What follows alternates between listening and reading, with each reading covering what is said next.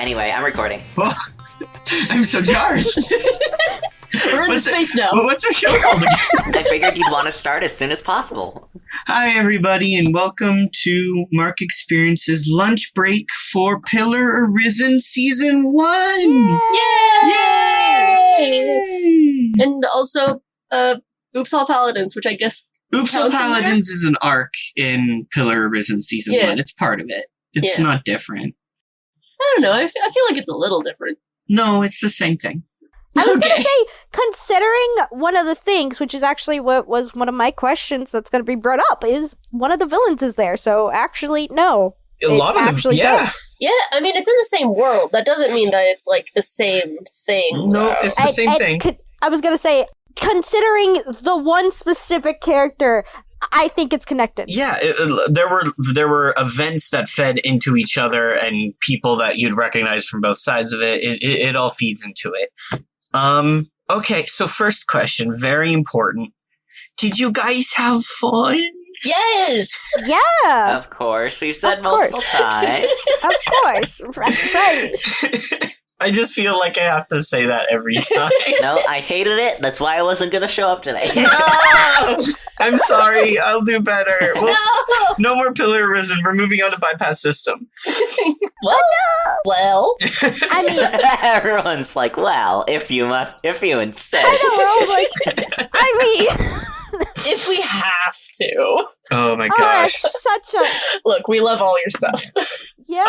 I had an extreme bout of like high on copium level of copium.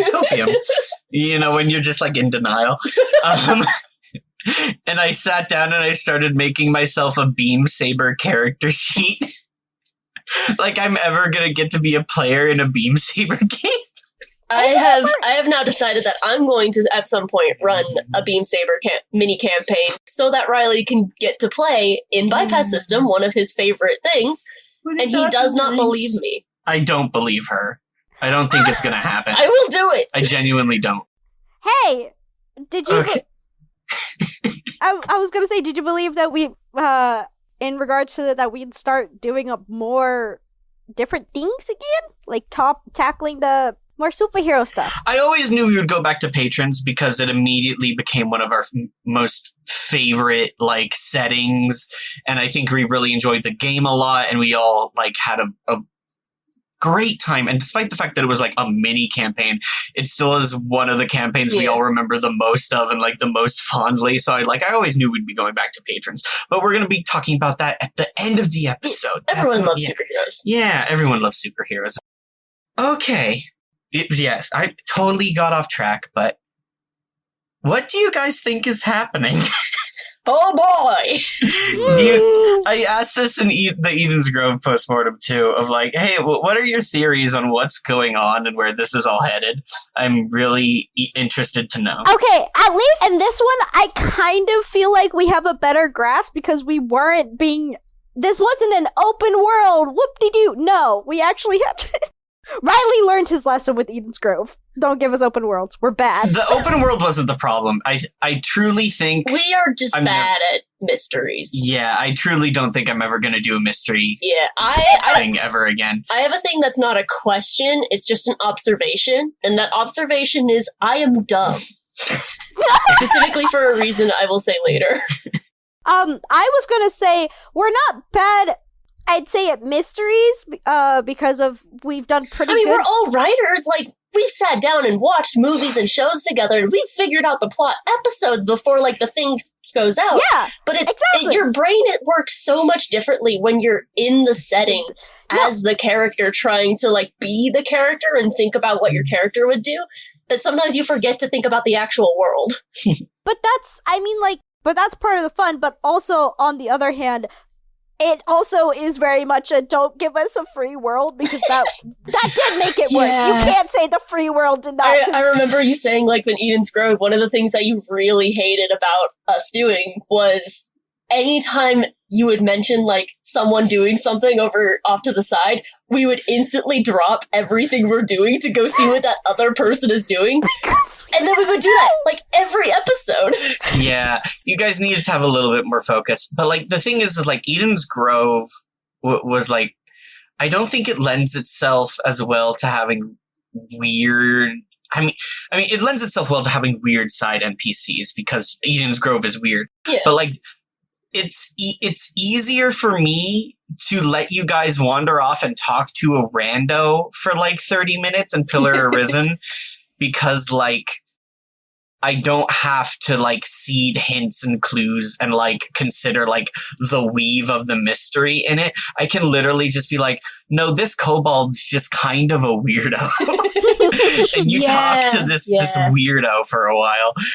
I do want to say a big difference between Eden's Grove and Pillar Arisen, though, is just that we're more used to doing this. That's true, yeah. Eden's Grove was our second, technically first official arc. Yeah. That's true, We didn't even take notes the way that we're doing now. Like, I can read through our ledger and questing log, and I can start piecing together this mystery that Riley's creating. I'm so proud of you guys. Because I've got an actual detailed log of it. Because, like Jamie says, you don't think about these things in the middle of the game because you're so focused on what's happening in the moment. Mm-hmm. But being able to look at it later and come back to it is just helps a lot more. And I think we really should have done that with Eden's Grove and not been so much, like, reliant on our vague memories. Eden's Grove was something that really should have had us writing down everything that was happening. We really should have. Yeah. We are talking a lot about Eden's Grove right now, though, and unfortunately, because we want to go back to it. Rowan someday. did put a big target on themselves when they mentioned all those notes and things. So I'm going to get you guys back to the question I asked 8 hours ago. What do you think's happening? Okay. So what are your headcanons? Does this include what we got in Oops All Paladin? Yes, because that's part of it. Okay. The reason why we needed to do Oops All Paladins was because I knew I originally kind of thought you guys were going to be in Libitina. For the start. So like I knew there was a lot of important stuff happening in Libitina. But then you guys literally went to the opposite end of the continent. And I wanted to put a camera on the important stuff happening over there. And so it wasn't just like you guys get there and I'm like, well, a bunch of wild stuff happened off screen and now the kingdom's in a civil war. Yeah, I feel like Oops All Paladins kind of helped give us a bigger picture of what's happening because with the Braid, we're in like this really tiny Riften themed town off on the edge of the world where we're getting a little bit like with the Red Isles and stuff, but we're kind of just moseying along a little bit, doing mini quests, but we've kind of avoided killing the big dragon. Getting some Skyrim in here. But yeah, what's your idea? So here's what I think. I know it all kind of revolves around Ropalocerix. Ropalocerix. Ropa. I'm just gonna call him Ropa. It all revolves around Ropa. Ropey! Close. Moth Daddy. No! It all revolves around the Moth Daddy. Moth Mommy and Moth Daddy. Yeah. No! Sylph is Moth Mommy. Let me lay it out here. I know it all has to like center in, all these different web things are centering in on the Moth Daddy. Stop. But Vakamsha plays a large part, but I don't know how much is being led by him as opposed to Ropa, because it's like I know Vakamsha is very important and everything's going through him, but I don't know if he is under Ropa or if he is having his own thing separate to Ropa. That's true. Yeah. And Ropa is just another tool in his plan. It's like I don't know which one is playing the other. And that's kind of concerning to me because I'm like, we might be just completely focusing on Vakamsha when, like, or the other way around. Like, we might end up completely focusing on Ropa while Vakamsha's the bad guy, and then it's like, which one it is. Yeah, he gives you like the vibes of someone who has control over like everything, and he's like making sure everyone follows him and stuff. But also, everything we've seen of him, he's just like, I'm just doing what I'm told. But also, he gives you the vibes of someone who's got his sticky little fingers and everything. He's like he doesn't matter. He's mentioned his bosses a couple of times offhandedly, but like he always does it in a way of you don't know if he's referring to actual bosses or people that have him employed, so like temporary bosses in that sense. And yeah, like the thing about Vakomsha is he's very clearly in charge of a lot and very clearly doing what he wants to do. So it is hard to figure out where he exists on that hierarchy. I actually also I didn't really think about it until Rowan started mentioning it, but now that Rowan mentioned the Moth Father, I'm not saying Moth Father is so much worse. No. Moth Father, please. Father, sorry. But essentially, I realized that, like, if he is so powerful, wouldn't it be possible that Vakomsha is just kind of playing all of us, and he's actually, like, I know that's could be far-fetched, but, like... Oh, wait, so are you saying you think Vakomsha is Robolosarix? Or, like, an aspect or something, because I imagine... The fact that they can be the, like, backwards versions of the gods, that would mean they can also, like, hide their presence in, like... Or, like an avatar, almost? Yeah! Yeah, and I know Riley has been kind of... yeah. He doesn't tell me everything anymore. He's been getting better about not spoiling stuff for me. And I'm fine with it. I let him pitch in things to me just to, like, see if it'll work or not. But he has been, like, playing around with aspects and, like, things like that.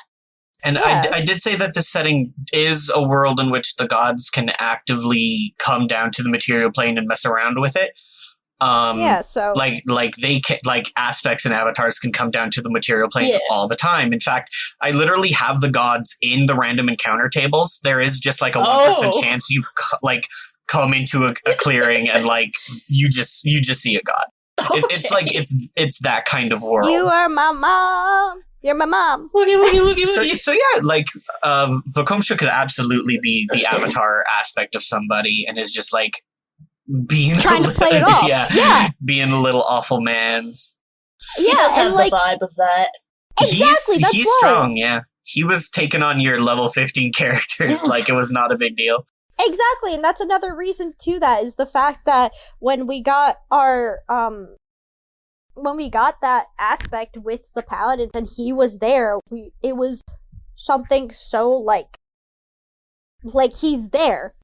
You know I did what see that character idea. he kind of reminds me of? I don't know how many people have watched this show, but Rumpelstiltskin from Once Upon a Time. Yes. Oh, yeah.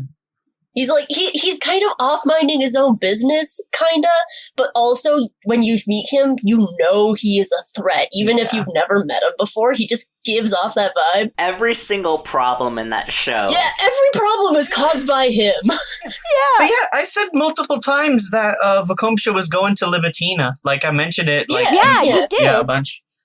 I really like that. It was a nice tie-in. Yeah, and then also, actually ties into what I was gonna ask Riley, is that what was your, like, where did you get the inspiration for Vakomsha? That's actually been the one I've been pondering, is okay, like, that was like my top question. But also, the voice you have is so specific and it's so well done that it's like, I know you, and I know that you get voices. He spent weeks perfecting that voice while he was cleaning rooms at Motel 6. But that's what I'm saying, is that, like, you did it so well that it didn't sound like you, and I want to know what was the inspiration for you to go that hard for Vakomsha. Okay, so I can't spoil too much about what inspired his character, except for when I was trying to figure out the plot, what I knew I wanted to do was I always do my absolute hardest to include everyone's backstories as much as possible in the plot, and if at all possible, I try to interweave the backstories to show that, like, they're connected, so that we don't just always have an episode of, like, oh, we're doing Kaya backstory things. Like, everyone's backstory is actually related to everyone's else backstory, which is what I kind of, like, showed / hinted at in the dreams, where Jerusalem's great grandmother has an anatomy drawing of the demon that is in Kaya's backstory. Macavos. Yeah, Macavos. So, like, I can't get into that, but I knew I needed a figure for that part. Didn't she also have, like, an icon of the Obscura somewhere in there, too? I think she might have. That sounds right. However, I do have a very specific idea for where I got his look and his voice, and that is the Spiderwick movie. If you've seen the Spiderwick movie, in the first scene where they introduce the shape-shifting ogre, he kind of appears as this, like, Jeff Bridges-looking old man with, like, a deep, kind of raspy southern voice, and he's, like, hunched over and he's wearing a shawl. But, like, the thing about, like, shape-shifting ogres in that world is they can't hide the eyes. That's so funny, because that is almost exactly how I have been envisioning him in my head. Yeah, as he's, like, talking to the main character, who he's got, like, in a cage. He's like, oh, I'm so sorry about this. This is a misunderstanding. Oh, it's almost literally beat for beat that scene from Spiderwick. I'm so sorry about my little guys, my little men. I'm sorry they put you in this cage. I didn't mean to do it. But he's got, like, these golden, like, creepy eyes the entire time. And I was like, that's what I want. That's what I want him to look like. I want him to look like this creepy, old Southern Jeff Bridges with a shawl. That's why I recognized it, but I couldn't place it, because Spiderwick is something I haven't seen in so long, but, like, I recognize... It's such a good movie, though. Yeah. And no, it is. It's phenomenal. I just couldn't... I recognized it, but I couldn't place it. So I was like, why does Vakosha sound similar? Yeah! Why do I feel... So now that I know, I'm like... Oh! I'm glad you're finding a way to just have an outlet for your internal voices. You have so many voices and you don't put them on the show. I know. I do a lot of voice acting when I'm not on camera for some reason, and then when I get on camera, I just stop doing it. So I need to get better about it. I've been, like, practicing, like, 5 different voices. And they're all really good. Yeah, I don't... This image of this guy has been, like, subconsciously playing, and I was like, okay...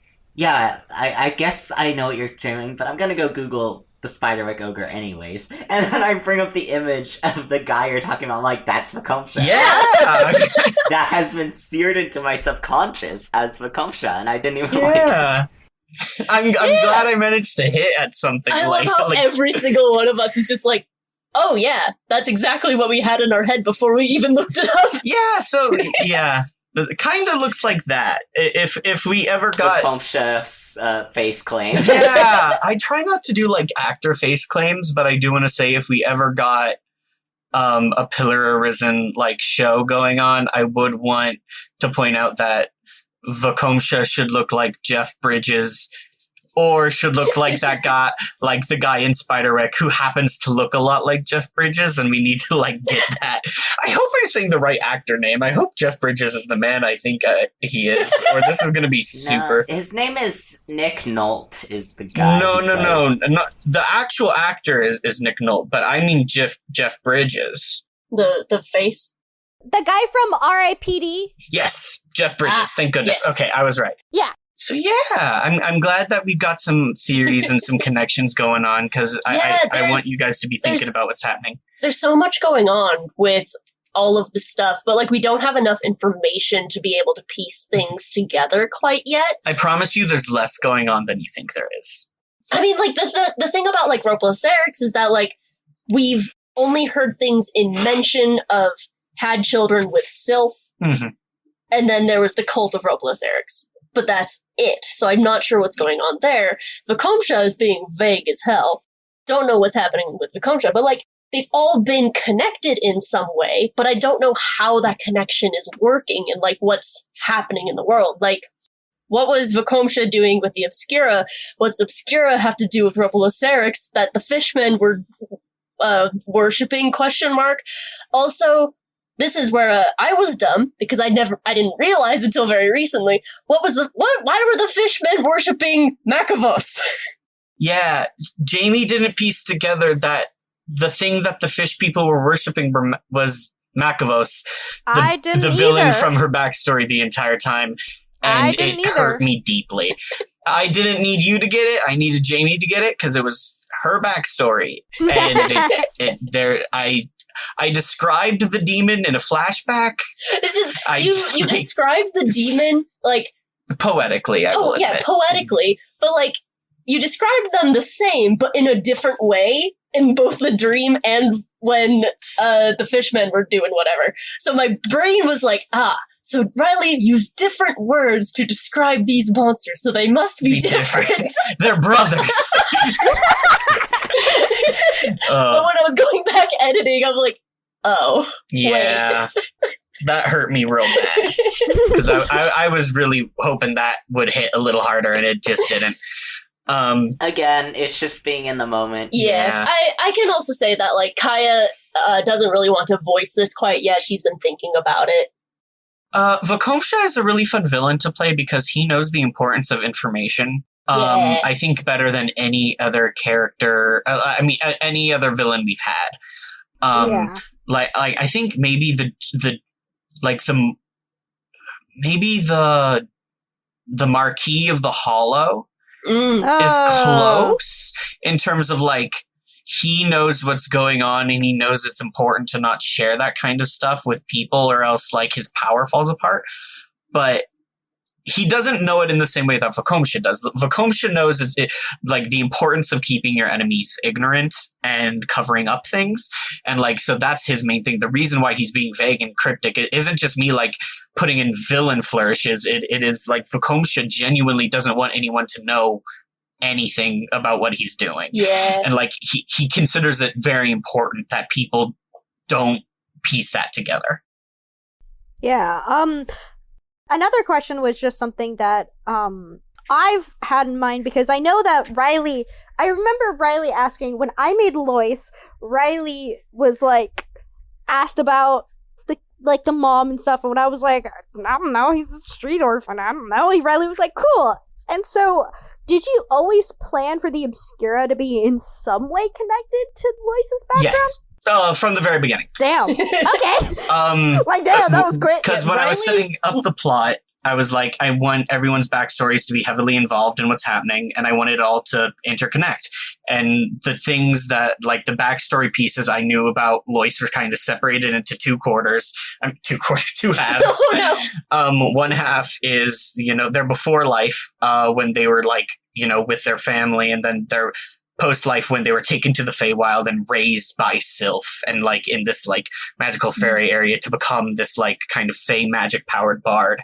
And so I was like, well, those are the two things that I need to immediately include. And so I immediately pieced together this, like, plot of, like, oh, your mother is working with the Obscura, and, like, I'm going to, like, add that in, because I always knew, like, you said, Lois comes from this poor family and everything, so I was like, all right, so what are the options for, like, a poor woman in Libitina that I could use to get her involved in the overarching plot? And I immediately was like, oh, she's in the Obscura now, or maybe she's always been. Like, I don't want to give actual details on that, but yeah. Yeah. It's not like I'd piece it together. I still don't know. No, yeah, you know your mom's in the Obscura, but, like, so yeah. But I'm because that's just something also, because the only reason I don't have it also in Lois's backstory that he was a street urchin is because you can only take one background. Trust me, I would give two if I could. Same. Like, yeah. I asked Riley if I could take both, like, the soldier and the cloistered scholar background, and he's like, no. That's not how it works. I know, but it's, like, it very much, because you keep saying that, like, technically Lois was raised, and not exactly. That's the thing, is that he made a mistake, and kind of, because the whole thing was that he, as a teenager, like a dumb teenager, he tried to swindle Sylph, and that was, like, what I got from it. And, like, yeah, Lois considers that mom because he's never had, like, his mom left when he was 4. He's gonna take the first parental figure and be like, accidentally let it slip, mom. But then you keep hinting that maybe, especially with that dream really was like, wait a minute, what was Sylph doing? Because the dream of the redhead, I was like, especially when I re-listened to it, like, the first time I kind of was like, oh, that's Sylph, and the second time I was like, wait a moment, my mom's gone. Yeah, the woman your mother left you with doing the music, yeah. Yeah. I have a question, though, about that episode just in general. What'd you guys think of the music I made for it? Oh my gosh, the music is so good! Yay! I love it. Jamie, every time you do music, it's like 10 out of 10. You always just get like the It's right my favorite. vibe. Yeah. Yeah, I usually don't, usually when I make music, I just make kind of a tune that I feel like fits the vibe of what's happening. And except for like big major fights, I kind of like theme it to what's happening, like beat for beat, like it's calm now, tension's rising, stuff like that. I've never made something longer than like 3 minutes. It was good. Yeah. I mean, that's like normal song length anyways, so. Yeah. Yeah. It was good, yeah. I do want to say, like, the way I've talked about it is, like, I do consider Lois to have been raised by Sylph in a way, because, like, Sylph is the one that taught you, like, gave you bard levels. Sylph is the one that, like, your proficiencies you have on your sheet, all of your skills, all of your features, basically all of them are from Sylph. And so, like, and like, you were with Sylph for, like, an extended period of time, even though, like, it was a late adoption. Lois is, like, one pact away from being a Sylph warlock. Yeah. Yeah, Lois, that's pretty close. And also, Sylph is over 800 years old and is, like, an eternal, weird, like, archfey goddess creature thing. So, you are a itty-bitty infant baby to them. And so, of course, they're like, oh, no, this is the child I raised. This is my baby, actually. And so it's also part of, like, that's how Sylph views it. And so that's how Sylph will always frame it and, like, construe it in their mind. Because I remembered at one point, I know you mentioned toying around with the idea that Lois was actually, and then you were like, no, then you would be half Fae. Like, I remember you were like, wait, scrap that. I did, yeah. A little peek behind the curtain. I originally had a plot where I was going, like, the big secret with Lois that I was going to slowly unveil was that Lois was a demigod. And, like, Lois's mother was actually Sylph and had always been, and was, like, half Fae or anything. But then I was like, wait a minute. Lois is a full-blooded human. Yeah. If their parent was divine / Fae in origin, they would either be an Aasimar or a half-elf in, like, some regard and aspect. But, like, Reese actively made the choice to say, Lois is a human. And I was like, so it would feel weird to be like, divine elfin parentage courses through your veins. Because, like, that's not what we're doing here. Yeah, without pulling another Finley sort of thing. It also, that was another thing I thought about. It was like, we can't keep unveiling that people are changelings. And so, like, that was another thing I thought about. Sense. Yeah. Well, yeah, it was just something, though, that I remembered you talking about. So I was just, like, wondering how instead you're changing it. One of the main themes of Pillar Arisen is people's relationship with their faith and, like, their religion. And that's, like, why all of the plots kind of have to relate to that, especially, like, the personal backstories of also, like, you know, put that in. Everyone is viewing their relationships to their gods as, like, motivators or, like, these things that are causing them to do stuff in the world. But also, because these gods are so big and so abstract, they mean a lot of different things to a lot of different people. And how do you construe that when maybe your view of something is wrong or conflicting with someone else's view of things? Like, that was one of the main reasons why I really wanted to get Lois involved in the Abbey of Sylph arc, because the bad guys there thought they were worshipping Sylph. One of the enemies was literally a cleric of Sylph, and what they thought that they said, and they truly believed, and I'm not going to say they were wrong or not, is that what we are doing will make Sylph happy and is about that. But like, Lois was like, that doesn't sound right, and that seems wrong to me. And in Lois's vision, Sylph was like, no, this sucks. Yeah, it doesn't help that we also found, like, a destroyed little altar to Sylph. Yeah, there's a destroyed, desiccated altar to Sylph that they were doing something weird to a Sylph artifact. But, like, also, Sir Valorous was kind of like this dark mirror to Lois. There were a lot of dark mirrors to Lois in that thing, especially Lois. Lois was a dark mirror to Lois in that arc. But Sir Valorous also was like, I am a holy moth knight dedicated to Ropa-Locerix and Sylph. And what I'm doing is, like, a holy, true and good crusade. But, like, Kaya's like, hey, I'm getting fiendish energy off this guy. And in Lois's head is like, Mom said this all needs to stop. So like, there's like that interesting just stuff. Like, I want the money. Yeah. I think, so it's really interesting, like, being in this world of religion and playing Jerusalem, who essentially is just a follower of the couple by name. Yeah. Yeah. Yeah. And if anything, I would say that Jerusalem's religion and faith is his family. Mm-hmm. It's all in his family. Yeah. Yeah. And which is kind of ironic, because that's kind of what the couple is about. Yeah. Weirdly. But, like, also, like, does that hold true to your family? Does, like, you know, you've seen maybe your family has relationships to things that are outer planar that you don't know and aren't involved in. So, like, how does that paint it? And, like, you know, that also ties into the thing. And, you know, the Oops All Paladins arc is also deeply, like, tied into that of, yeah. That reveal at the end just had me really... Yeah. So here's the thing about the Estiero family. When I was making it with Riley, I was like, okay, I'm gonna make the family tree and their names and stuff, because I was like, I know I want Jerusalem's family to be this big. And so I made a little diagram of the family tree and drew out the names.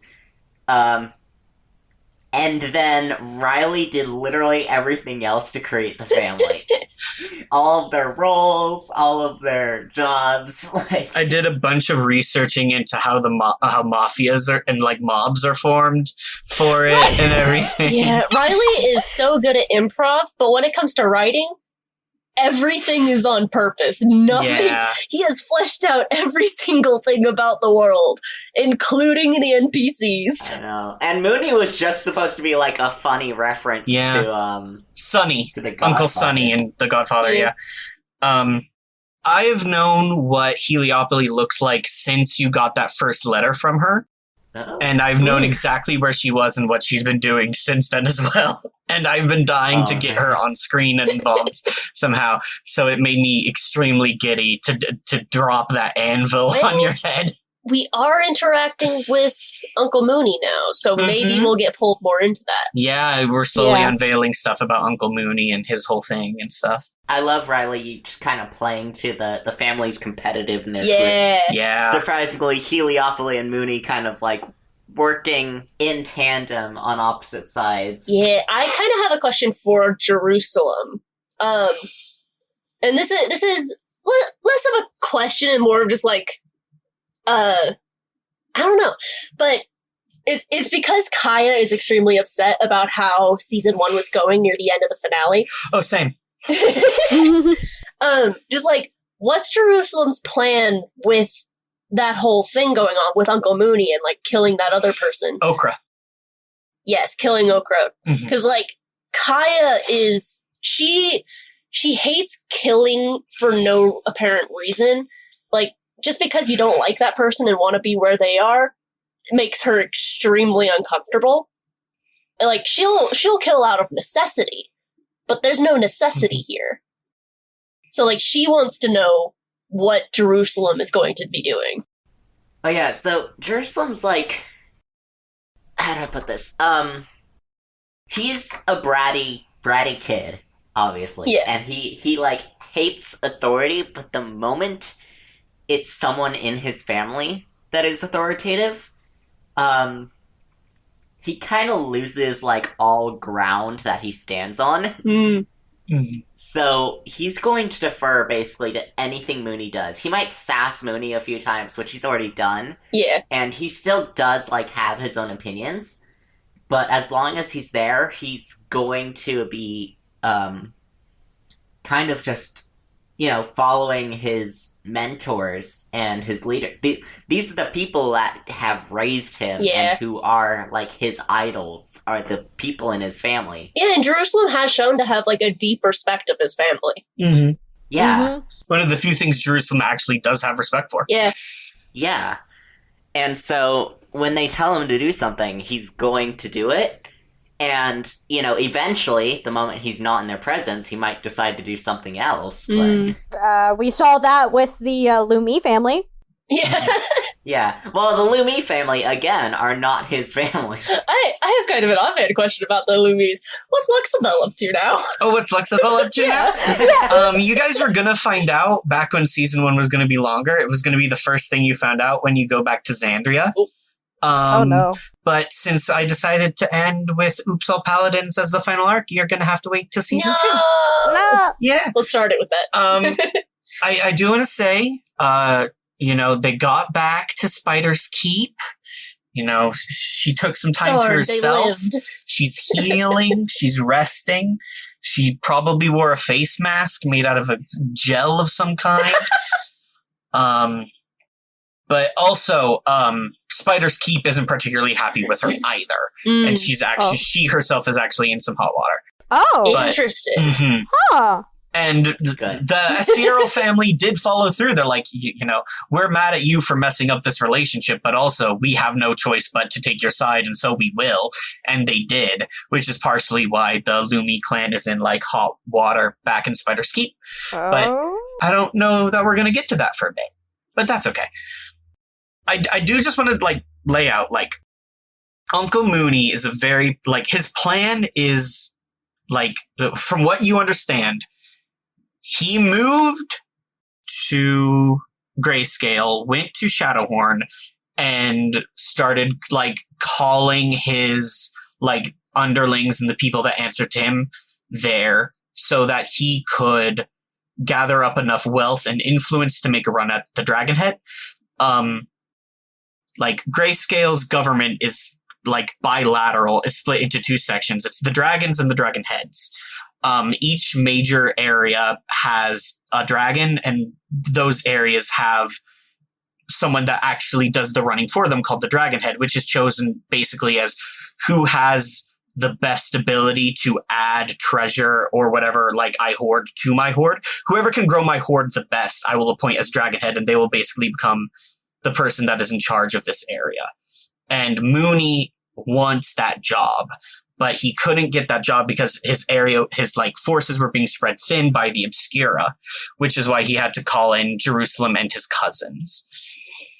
But now he thinks he has enough military power to kill Okra, the current Dragonhead, and also is confident enough in his wealth and influence that he will be chosen as the next Dragonhead.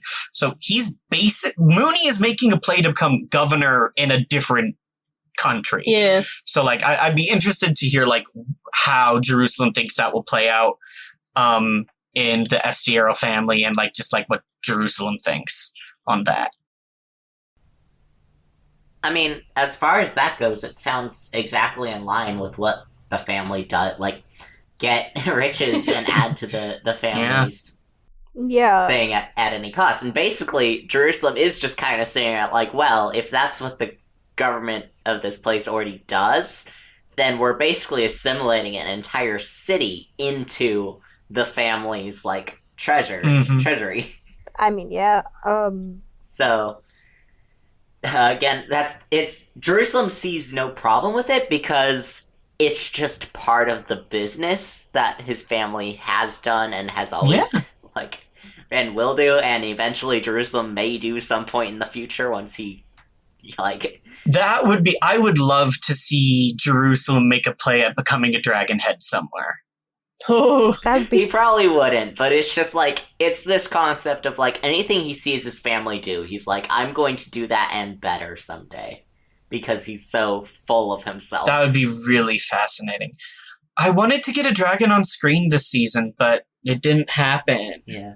Another thing about that is with the Mooney thing, Jerusalem knows that he has been kind of embarrassed and disgraced, but he is full out in denial. Oh. Same. How old again is Jerusalem? In human years, I guess. Yeah, I mean, human elves count equivalent. Their health in human years. Yeah, he's young adult. They just have more of them.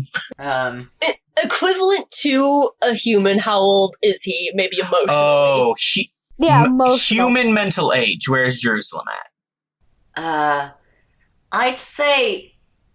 So he's finished all his training and stuff, which is why he's out in the world now. So he's college grad still living in his parents' basement sort of thing, but like kicked out of parents' basement, so now is forced to go. You know, like the rich kid syndrome. He's got rich kid syndrome. He is now. So he's 17.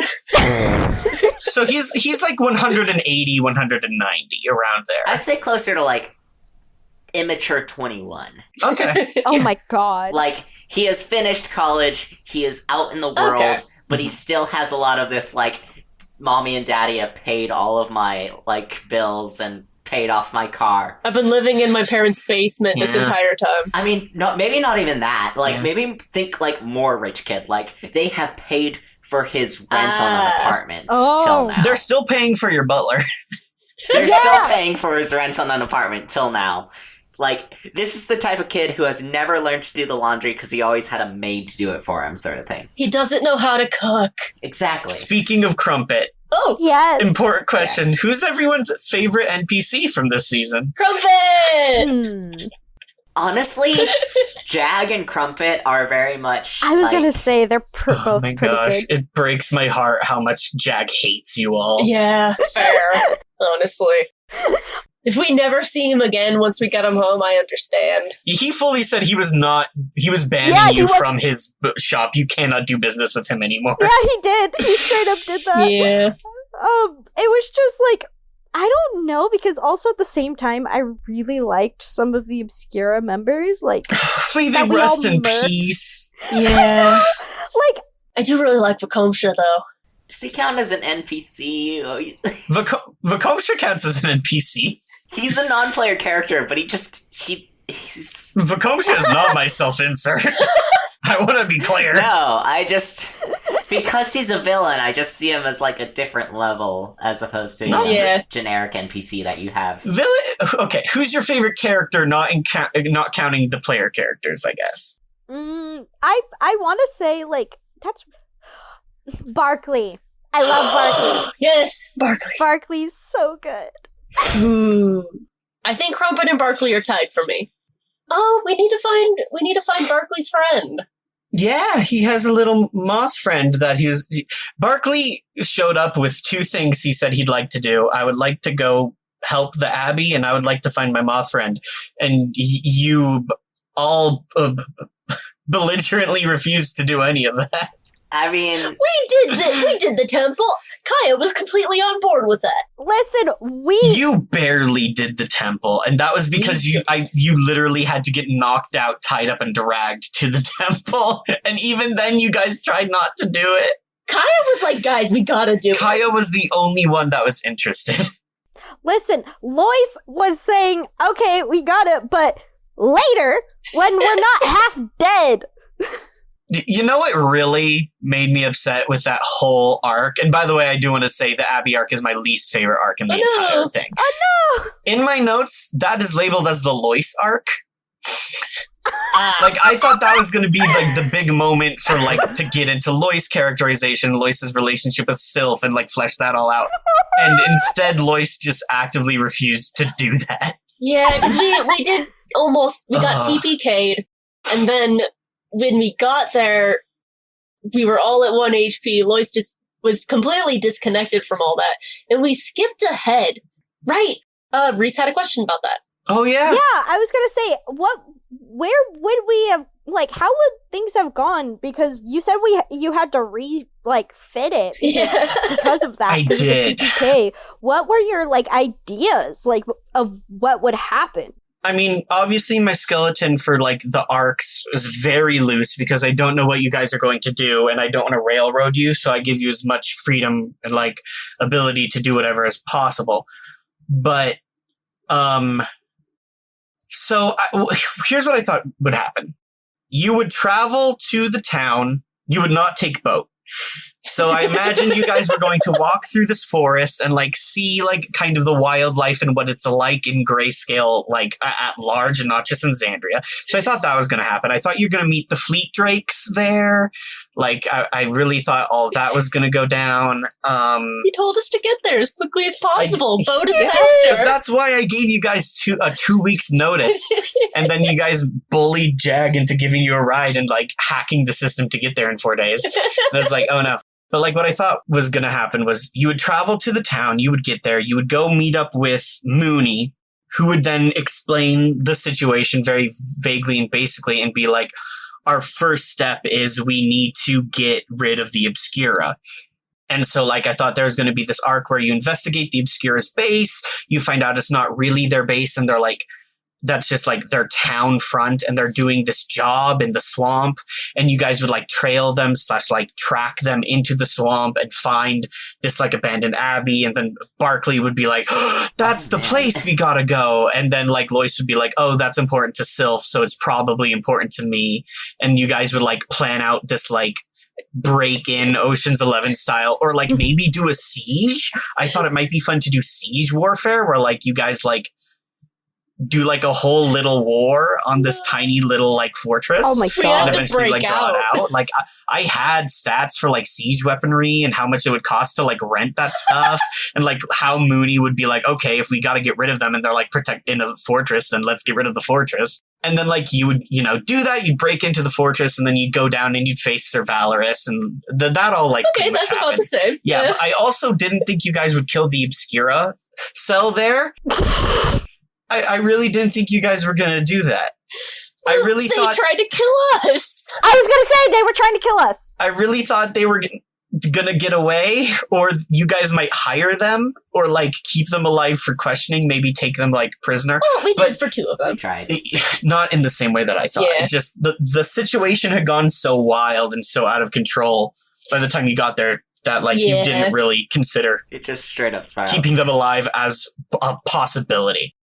This is like when you go off running, like, into the wilds in an open world, like, MMO, and you end up, like, from level 2s into the level, like, 30s place, and you're just, like, you find an NPC and you, like, accept a quest in the level 30 place, and then you're like, wait, I can't do this. Yeah, like, that was kind of, like, why, if we had done, like, what the way you would expect it, then yeah, Lois would have been, like, gung-ho, like, oh, this is real messed up. But no, we fast-forwarded to that, and Lois had gotten his ass kicked. We were way under-leveled, I think. It's one of those... Going off of Rowan's example, it's one of those MMO quests that forces you to teleport to a new location the instant you accept it. And you're like, oh no. So I kind of thought that was how the Abbey was going to go. And then like you'd beat the Abbey, you'd go back, and then Mooney would give you like a much smaller reward because he would have fronted all these like resources and stuff to like get you guys into the Abbey, and then you would have like gone and killed Okra, or maybe not kill Okra. Maybe you betray Mooney. I fully had it on the table that you guys like might fight Mooney and the cousins, or like maybe hire the cousins to betray Mooney or whatever, or just leave. Like I also had plans for if you didn't go, but I didn't expect you guys to get TPK'd on the way there, and also at sea. Yeah. Luckily, didn't even make it to the town. Luckily, the Kuatoa were like involved in the Obscura and like Vacomsha's whole network, so like I could use that as an excuse to shunt you guys back to the plot, even if it was further into the plot than I'd wanted you to be. But like in my mind, that made more sense, was more narratively satisfying than. And like was more satisfying as players than to just be like, the fish kill you and you die. Yeah. Honestly, I loved it. Yeah. Mm-hmm. Good job. Yeah. So I managed to like... Now, just check. We are supposed to be level 5 in the next one, right? Like, yeah. We're not under level... That sounds right? Okay. I think I said that, right? Yes. Yeah, you're supposed to be level 5. Yeah. I leveled myself. Yeah. I'm just checking. Because, like... There was a while where you weren't giving us levels, and I was very concerned. Yeah. It was... It's because he levels us up at the end of, like, an arc. And then we didn't have an end of an arc for a very long time. Yeah, you guys kind of got stuck in that Abbey for a bit. But, yeah. Mm-hmm. You're supposed to be level 5 and everything. That's kind of... Okay. Yeah. Also, another question, Riley. Did you expect me to try to take the dog? Did you? I didn't expect you to take the dog, but I hoped and prayed someone would want the dog. They were very good dogs, and I was excited for... I hoped someone would try and take one, yes. Yeah, good, because... I always had plans to give you guys a pet, because I think DMs are silly about pets. I don't think people should hate them. I think you're being ridiculous. They don't make things that much more difficult. And if you are like, but it's so hard to keep a dog alive, then like you're not. I don't think that's a good excuse either. Look, my favorite part about DMing is when someone does something that's completely different to what you were expecting because you gave them a thing and you're like, okay. All right, I love you, thank you, but also I hate you. So I always wanted to get you guys like a dog. I really thought Kaya would be the one to get the dog, and I had like plans for like a celestial winged dog angel thing, but like... Oh, a different dog, yes, not that dog. But yeah, just wanted to give you guys a dog. Yeah, I did have a question going back to the swamp place. Jerusalem, what's our plan with the deed? Are we keeping it or selling it? I desperately want to know this as well. Yeah, honestly, we're kind of question. I think we're gonna keep the deed. Well, I don't know. It's hard to say, because if we keep the deed, we have to keep the place. We can't just, like, hold on to a piece of paper and say that we own the place and hope that no one goes to it. Yeah, that's true. I mean, we could move, like, our company, in quotations, company, to there. No, we already decided that was a bad idea, because it's been explored by the Obscura and everything. I think Jerusalem's gonna liquidate that in particular, but the other things that we got from it, like the artwork and stuff, and the wines, we're gonna keep. Okay. Yeah. As they are. Yeah. Until we can turn it into gold later. Yeah. Sell the Abbey so it's not your problem anymore. Things that will possibly, like, increase in value over time, Jerusalem is smart enough to keep. Yeah, that's true. The Abbey would probably just go down in value. Yeah. The longer they leave it unattended, the worse it'll get. Yeah, so sell that immediately. And they can't take the resources to keep it. And I mean, like, giving it to, like, if you could find a sylph, like, a area sylph temple, probably would be like, oh, shit, that'd be cool. Yeah, you guys might want to, like, vaguely point Jerusalem towards doing that, because otherwise he might just be like, I'm gonna go to the market and find who wants this. Oh my god, no. Giving it to Sylph followers would be so good. Yeah, Lois is like, this is a temple of Sylph, we have to give it back to Sylph, and Kaya's over here being religious in general, just being like, we have to give it back to religion. You can't sell it to someone not religious. Yeah, if you guys, like, make even the vaguest argument towards that, Jerusalem will be like, alright, fine. They'll probably play well for that, yeah. Like, I just imagine, like, Jerusalem's trying to be like, I'm gonna market, and Lois is like, do you want to die? Do you want Sylph to kill you? Like, straight up, that's what Lois would say. He'd be like, do you want Sylph to kill you? Is that what you want? Another good reason why Jerusalem has hired religious people, because it's like, I don't know. Yeah. I know everything about everything except for religion. It's like when you hire an HR team. Yeah. I will say, you guys have grown to the point of where you will need to buy new headquarters soon. And Yeah, Barkley. Oh, yeah.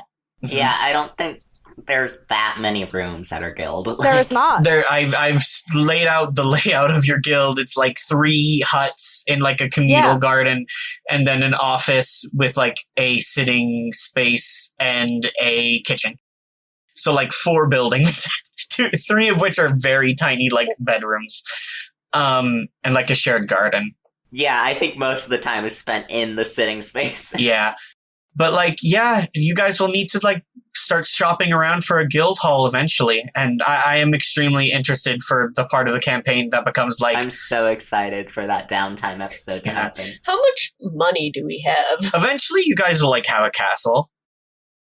I mean, we've got the bag of holding. Yeah, which has about 500, but where's our bank? I'm trying to find that document. Go to, the Xandria Marketplace. I really wish our bank was, you know, in an easier place to get to.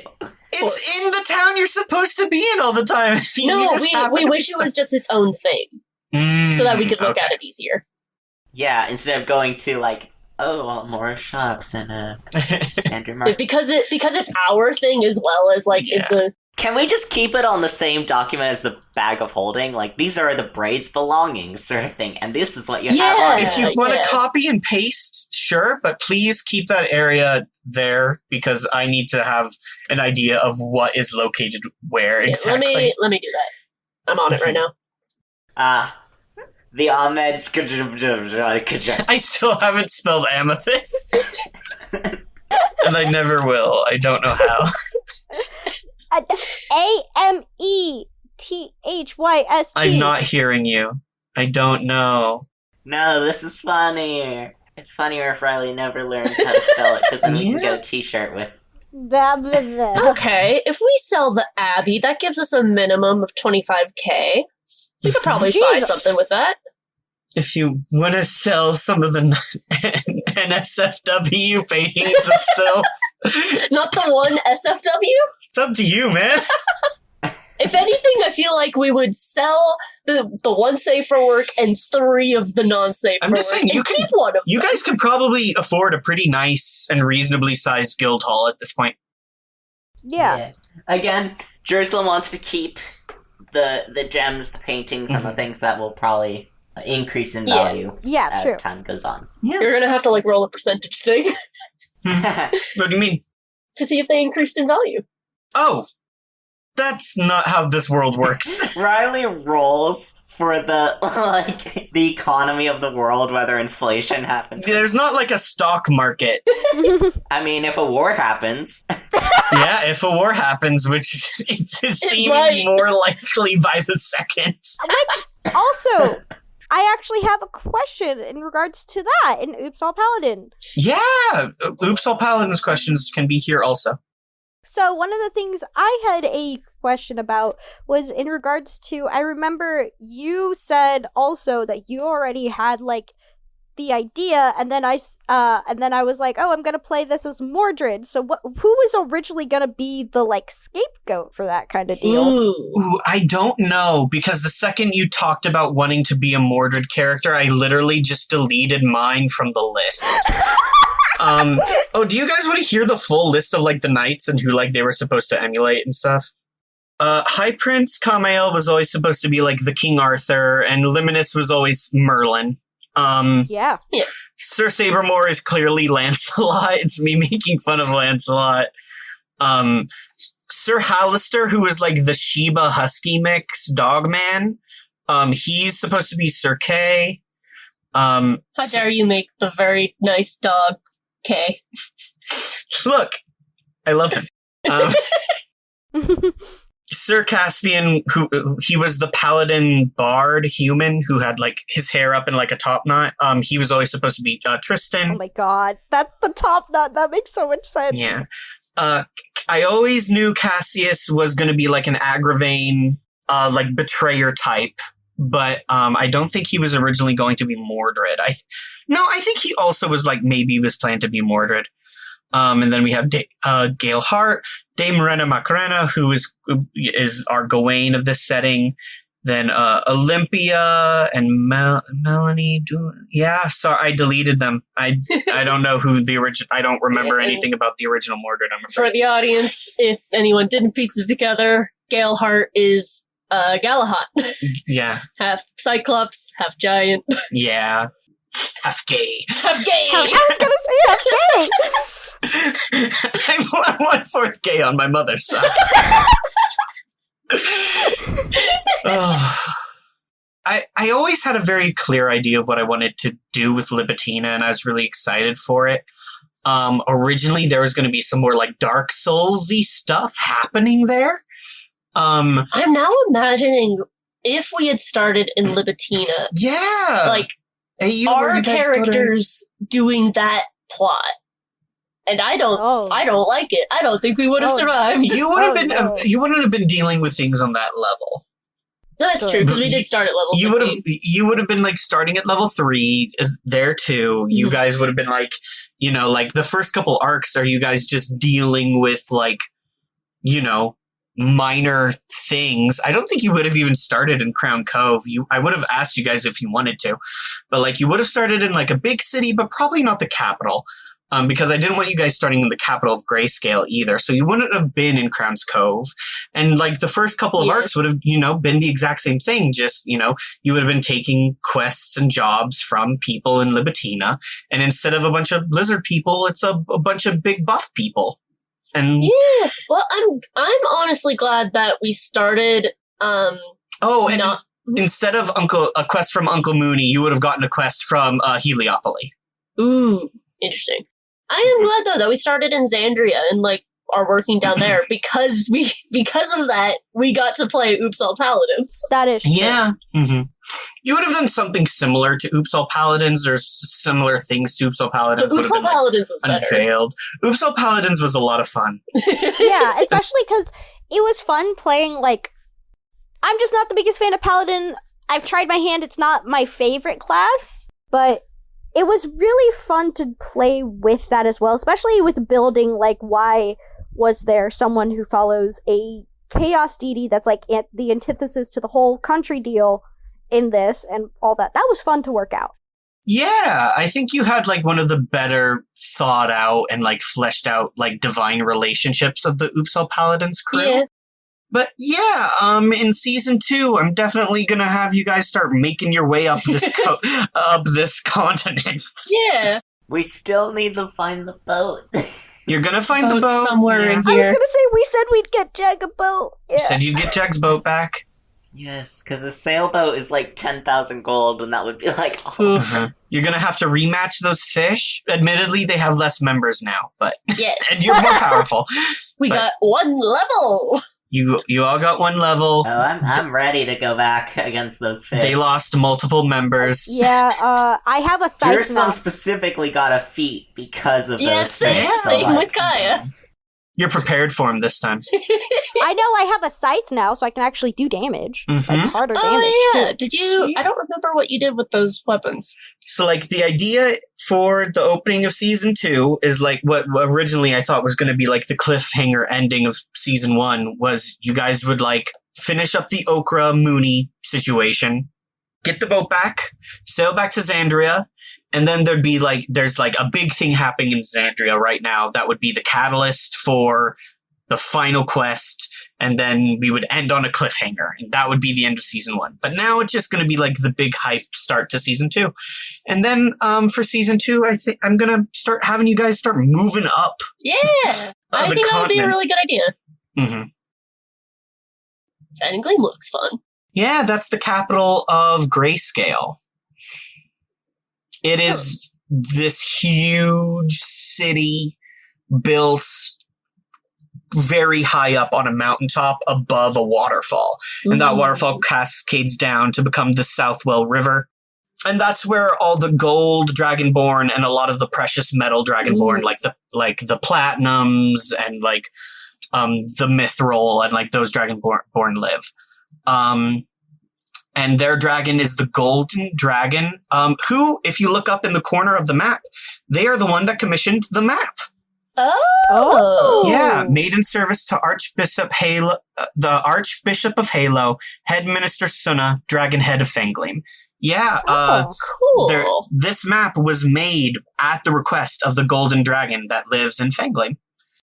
And shout out to our wonderful map maker. Yeah, shout out to Justin West, our wonderful map maker. But yeah, do you guys want to go to Fangleam in Season 2? I didn't think you guys would. I was going to send you... It looks like one of the major places, and if it's on top of a mountain, that sounds dope as hell. Yeah, I was going to send you guys maybe over to... I was going to send you guys like literally in a pyramid, like diagonal around it. I was either going to send you guys to Silverfold to the west, or send you guys off to Blackrock in the east. No, Fangleam seems dope. But it does. Either way, take a boat upstream. Yeah, you guys would end up in Season 2. I want you guys to like start heading up. I do want to visit Osmaldus's run. Yeah, that's one of the areas where there's a 1% chance of bumping into Osmaldus. Oh. I mean, it's right above Fangleim. We could just go straight through it. Mm-hmm. You could. Yeah. I mean, cutting straight through the mountains is a little dangerous. I mean, We just gotta cut right through Everest. It's just a hop, skip, and a jump away from There's Everest. a city on top of the mountain. We'll take a nap there, and we'll go downhill the next day. Yeah. Mount Sunfell will go straight up to the top, and Yeah. then straight down the other side. Yeah. Nothing could go wrong. I'm sure there's nothing waiting and then we in can this visit. mountain. We can visit Mhm. Orchard, where my home is. Yeah. And then then you guys would go up towards you guys would go up through Grayscale into the Orchard Diaspora, You can and meet then my from family. there, meet Kaya's family. I want to introduce Kaya's family, and then from there, head up into Libitina, and maybe Would do we some go stuff there. through this gate, or would we go around? That would be up to you guys. The gate would be quicker, but you might get stopped by border people. Border control. But also, that's where Renna is. Renna's like, Put down all your Yeah. food. You can't take anything over the border. Renna's like a border cop.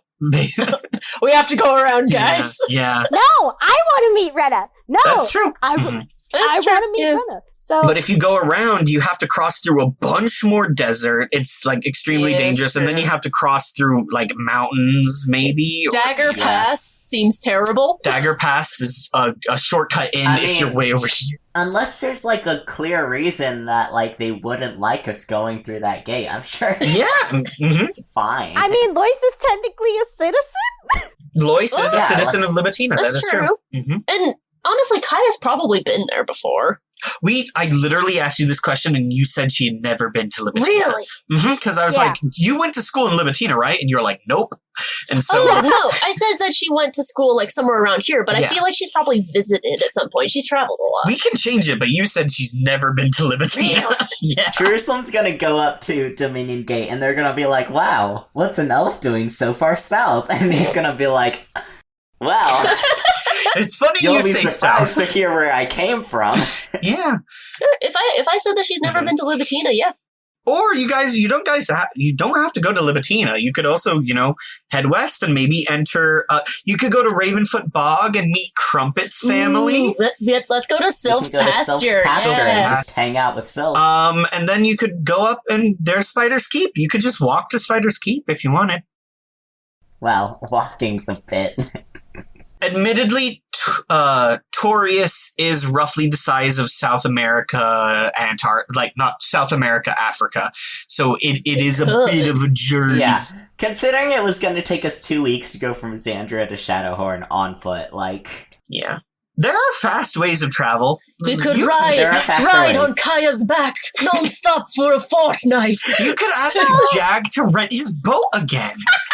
We do know that there are teleports from Spider's Keep to other places in the world. Yeah, Yeah. we do know that. All of the Face city-states are linked by teleportation circles. I do have a question about this map. 2 questions about this map. Yeah, what's up? I guess 3. First of all, I just noticed the turtle on the right. Oh, yeah? Giant turtle. Yeah. Giant turtle Yeah. in a pit in Yeah. the water. Yeah. Anyway, not really a question, just an observation. Here there be dragons. You are where all Anyway. the big reptiles are. I'm just looking at there's stuff on the edges of the map in the water. Do we have underwater races? Yes. Coral is one of the Fey city-states. It's where the sea elves and the mermaids live. There are a couple of these other outposts are also mermaid areas. Except for Marin, if you scroll into the little area off sea Top right. of where Crown Cove is, there is a underwater civilization of Tritons. And I think I might have accidentally said there were mermaids there in an episode at one point, but that's wrong. That's where the Tritons are. And that is one of the reasons That's why close.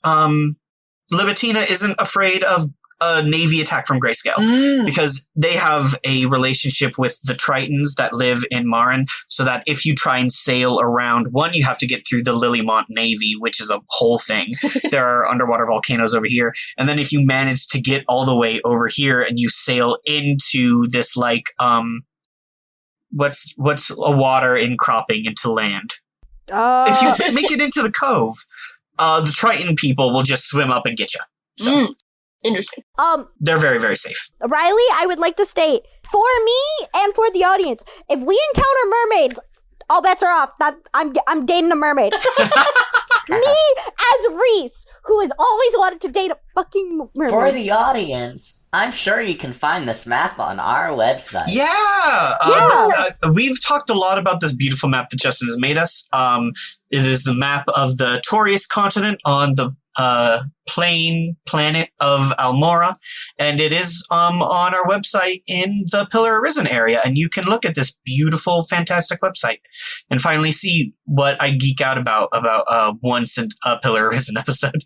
So like Smelts and Westgill, like those are like undersea cities and like islands. Yeah. And stuff. Next question. Why is there a cloud? Right. That's just Cumulus. That's where all the dwarves live. Yeah.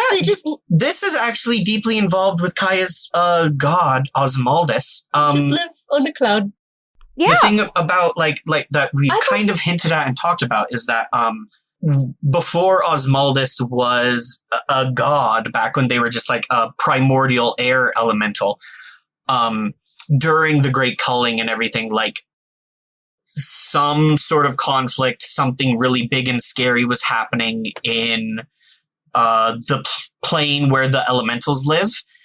And Osmaldus was the primordial air elemental, was in charge of like the area where the air elementals lived, freaked out, tore a portal through multiple planes, and basically moved the capital where all the air elementals lived down to the prime material plane where they thought it would be safer. And they took like a bunch of like bird-faring races there with them. Okay.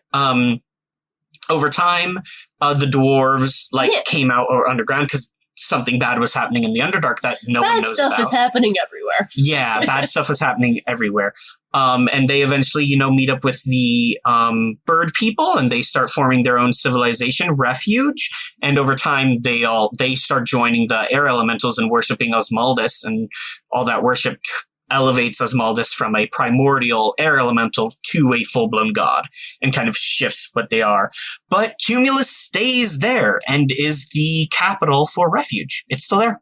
Yeah, I knew that the dwarves had moved to the sky, but I always thought it was like in blimps or stuff, or they had figured out how to make like floating technology. It's mostly blimps and stuff.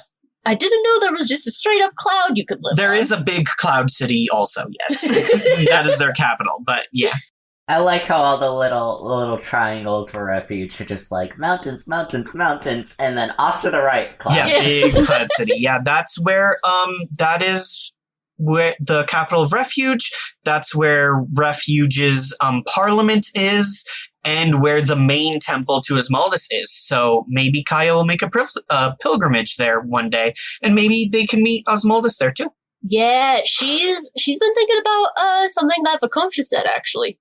Which was like about how, as a follower of Osmaldus, her job kind of is to like make sure that there's no like planar travel, make sure that everyone is staying on their own thing, at least make sure that no one is coming to ours. Yeah. But like, what about these guys? Are they okay? That's literally the dig. Vakumsha called Osmaldus a coward and a hypocrite because they fled the conflict on that other plane, and their one of their main tenets, which is about keeping the plane separate, they themselves have broken and are continuing to break with Cumulus. So like, I think right now her stance is like, okay, so for now, let's worry about the bigger problems, which are the lower planes. Because they actually cause problems on our plane. Mm. So if we get rid of them first, then we'll deal with the other things. Yeah. There's a lot of cool stuff on this map, gang. Yeah. Mm-hmm. Yeah. There's cool stuff all over. I'm glad we're kind of exploring it, because we only really ever zoom in and look down here at Xandria to like figure out where we're going. You guys traveled all the way from Xandria to Shadowhorn in season 1. You also went over to the Red Isles. Yeah, zoomed in as far as I can. That's about maybe an inch and a half. I want to get a poster of this and put it in my living room. Same. Yeah. I really, really do. Or like a tapestry. There's some really ominous names on this map. Why is it not on the Mark Experience shot? Because it's not finished. Yeah, you see the black speck next to Blackrock a little bit, like to the right and up. That's where Northwing used to be, but then just an accidentally deleted Northwing, and neither of us know why. Yeah, I remember you were looking, and you were like, wait, what? Where's Northwing? Yeah. Riley, I do want to ask. Sure. So, Coral and Spider's Keep and Sheer all have the same icon. What icon is that? Oh, yeah. Yeah. Also Greenwill. It is a purple circle with a green swirl in it. It is just the map icon for the Fae Federation, the Federation of Fae City-States. Huh. Okay. I was like, yeah, because, like, we have, the Refuge being a little triangle, and we've got Libitina being a little shield, and Grayscale being a triangle, triangle. I was like, wait, what's the swirly? I think they have, like, I think the city-states have purple and, like, green banners and things like that. But, like, I don't think their symbol is just a purple circle with a green swirl. But I do think, like, when they have heraldry representing the Fae City-States, I do believe it is like a purple background with like a green swirl to like look like ivy or a splash of like Fae magic, and like that's what they use. But they're less connected as cultures, and so like mostly Spider's Keep has Spider's Keep heraldry, and you know, Coral has Coral heraldry. But when they're like, this is us together as the Federation, it is a purple background with a green swirl. It's so pretty. Okay. Yeah, I was just checking because I was like, wait, who are these people? Yeah, that's the Fae City-States. Yeah. Once again, if I meet a mermaid, all bets are off. You can just go get a mermaid, like, date partner. It's not, they're out there and go fishing. There's lots of fish in the sea. Literally. This isn't because Lois. No, this is me, Reese, having loved mermaids like so much, and I'm really gay. I just love mermaids. Now you know where they live. Go to Coral. That's where they live. We cannot swim that far. Who's that swimming? Lois just drowns trying to get a kiss from a mermaid. No, they have teleporters. But, I mean, that's not a bad idea. I mean, the Fae City-States have teleportation circles to the other Fae City-States. Exactly. Which is ironic, because Coral is the closest one. So it'd be silly to go all the way to Greenwill to teleport back down to Coral. Yeah. Yeah, okay. I just want to date a mermaid. Your point? I mean, if we went to, like, Fengli and Osmoldus' Run, Ruins of Orchard, just go left to Greenwill, teleport down to Coral, teleport back up to Greenwill. Yeah. Gotta grab that potion of water breathing. Yeah, get some potions of water breathing, and, you know. If you go to, like, the Blue Scale Cove or, like, Sea Scale, like, one of the areas of Grayscale that are, like, nautical-based and focused, you will probably find that they do, have some relationship with Coral. Though, admittedly, not, like, a strong or, like a big one. Because, you know, the Fae City-States are pretty self-enclosed. Oh, question. What's it called when, like, you make a to-do list of where you want to go on a road trip?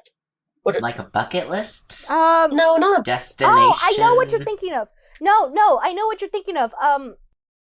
I forget. I know, because my family did this when we were when we went to Europe. So yeah, my mom would do this all the time too. She loves to itinerary. Road trip. That's yes. We need to make an itinerary of where we want to go, so that we can organize it. Yeah. Of course, these are just like ideas. I just know in season 2, I want you guys to travel more and experience the world. We can do little like time skips of traveling to those places. But where you guys end up going is mostly up to you. So like, my thing, I want to go to Fengli, Osmoldus' Run, Ruins of Orchard, and the Sylph's Pasture. So you just kind of want to move up in an L shape. Those are the places I want to go. I want to go to Coral, for sure. I do. I think Fenglade, is that it? Right? Fengli. Fengli. It would be really interesting to get the capital of Grayscale on screen. That would be fun. Yeah. Especially because we started. You started in Grayscale, and you're literally pretty close. Yeah. You have a direct line up there. Just find someone else to let us use their boat upstream. If we are going to sell our base and we're going to start traveling, do we even want to buy a new base? Do we want to just take Trumpet with us? Or on top of that, make it a water base, like a houseboat. Or something I pitched earlier, if we find one. a blimp base. There are airships in this setting. However, they're literally in refuge, which you will notice is on the opposite side of the continent. Okay. Let's buy a boat. A cheap one, but one that'll house us. We go up there. We sell the boat. We buy a blimp. Houseboat. I love houseboats. Yeah. I think I mentioned that there were some skyships parked in Xandria. I think I mentioned that. But, like, I don't think those are, like, for sale. Like, if you want to go find, like, airships that you can, like, buy or rent, you're gonna have to go up to refuge. I'm imagining Kaya trying to get into the airship without it landing. Just pulling her horse half up a ladder, like a rope ladder. No, terrible. I think that was the issue why we were like, maybe not. It was because of Kaya. Oh, actually, I do have an idea. If we get a pulley system, she can literally just, like, put her horse half into, like, a little, like, not a hammock, but, I was gonna say just make an elevator. Yeah, it's basically that, and she's pretty strong. She can probably lift herself in a way, if it's with a pulley system, and just, like, pull herself up. Yeah, I was just gonna say, like, a platform. Yeah. And then some gears, and you just crank the gears up. Yeah! That, but just with her arms. Yeah. Or, we could just use gears, because it... Yeah, but this is cheaper. Yeah, but there's, like, animatronics and everything in this world. Yeah, that's true. I'm sure we can make a gear-based pulley system to pull up a horse. Like, yeah. I don't want to spoil anything, but, maybe Xandria might not be, like, the safest place to stay for you guys in Season 2. Yeah. So I think we might just have to sell it and go. I'm down for visiting Fengleam. I'm not sure what's in Fengleam to visit. Like, it's the capital. There's a dragon. Yeah, but, like, what would bring us there, sort of thing? Yeah, I don't know. Well, it's the capital of Grayscale, so it is the biggest city in Grayscale. It's the most protected. It's one of the most prosperous and successful. It is richer than Xandria, for instance. It is also home to the biggest temple to Halo. So there is, for a fact, you could get a direct divine connection to a god there. And it's also one of the few areas where the dragon is out publicly. Most places don't tell you where their dragon is, and their dragon is hidden. Like, for instance, you don't know where Xandria's dragon is, even though you know Xandria has a dragon, or at least you've been told Xandria has a dragon, but you haven't met them. But, like, if you go to Fengleam, you could, for instance, organize a meeting with Varlian. Varlian. Yeah, that's the name of the ancient gold dragon that lives there, yeah. That would be interesting. I don't know why we would do that, but that sounds fun. I'm just saying, it's a place where there's a lot there. A lot of money, like a lot of divine stuff, a lot of power stuff, a lot of military stuff. Do we want to go there to sell the abbey because people might sell it buy it at a higher price because they're richer? Yeah, that would be really good. That's a good plan. They're going to be less skimpy with their money if they have a lot. That's true. They also won't be right next to it to go scope it out. Yeah, go check it out before you buy it. Mm-hmm. There's also, like, religious people there, so it'd probably be like a big religious community. So you'd probably be able to find a follower. Let's go to Fengleam to sell it. Yeah, so there we go. That's a good reason. Yeah. You could also probably get a lot of good jobs in Fengleam too. To get some more money and all that.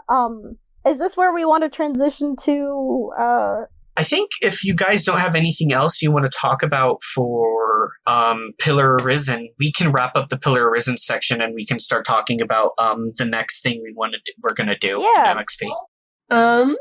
Let's see. I'm looking at my question list.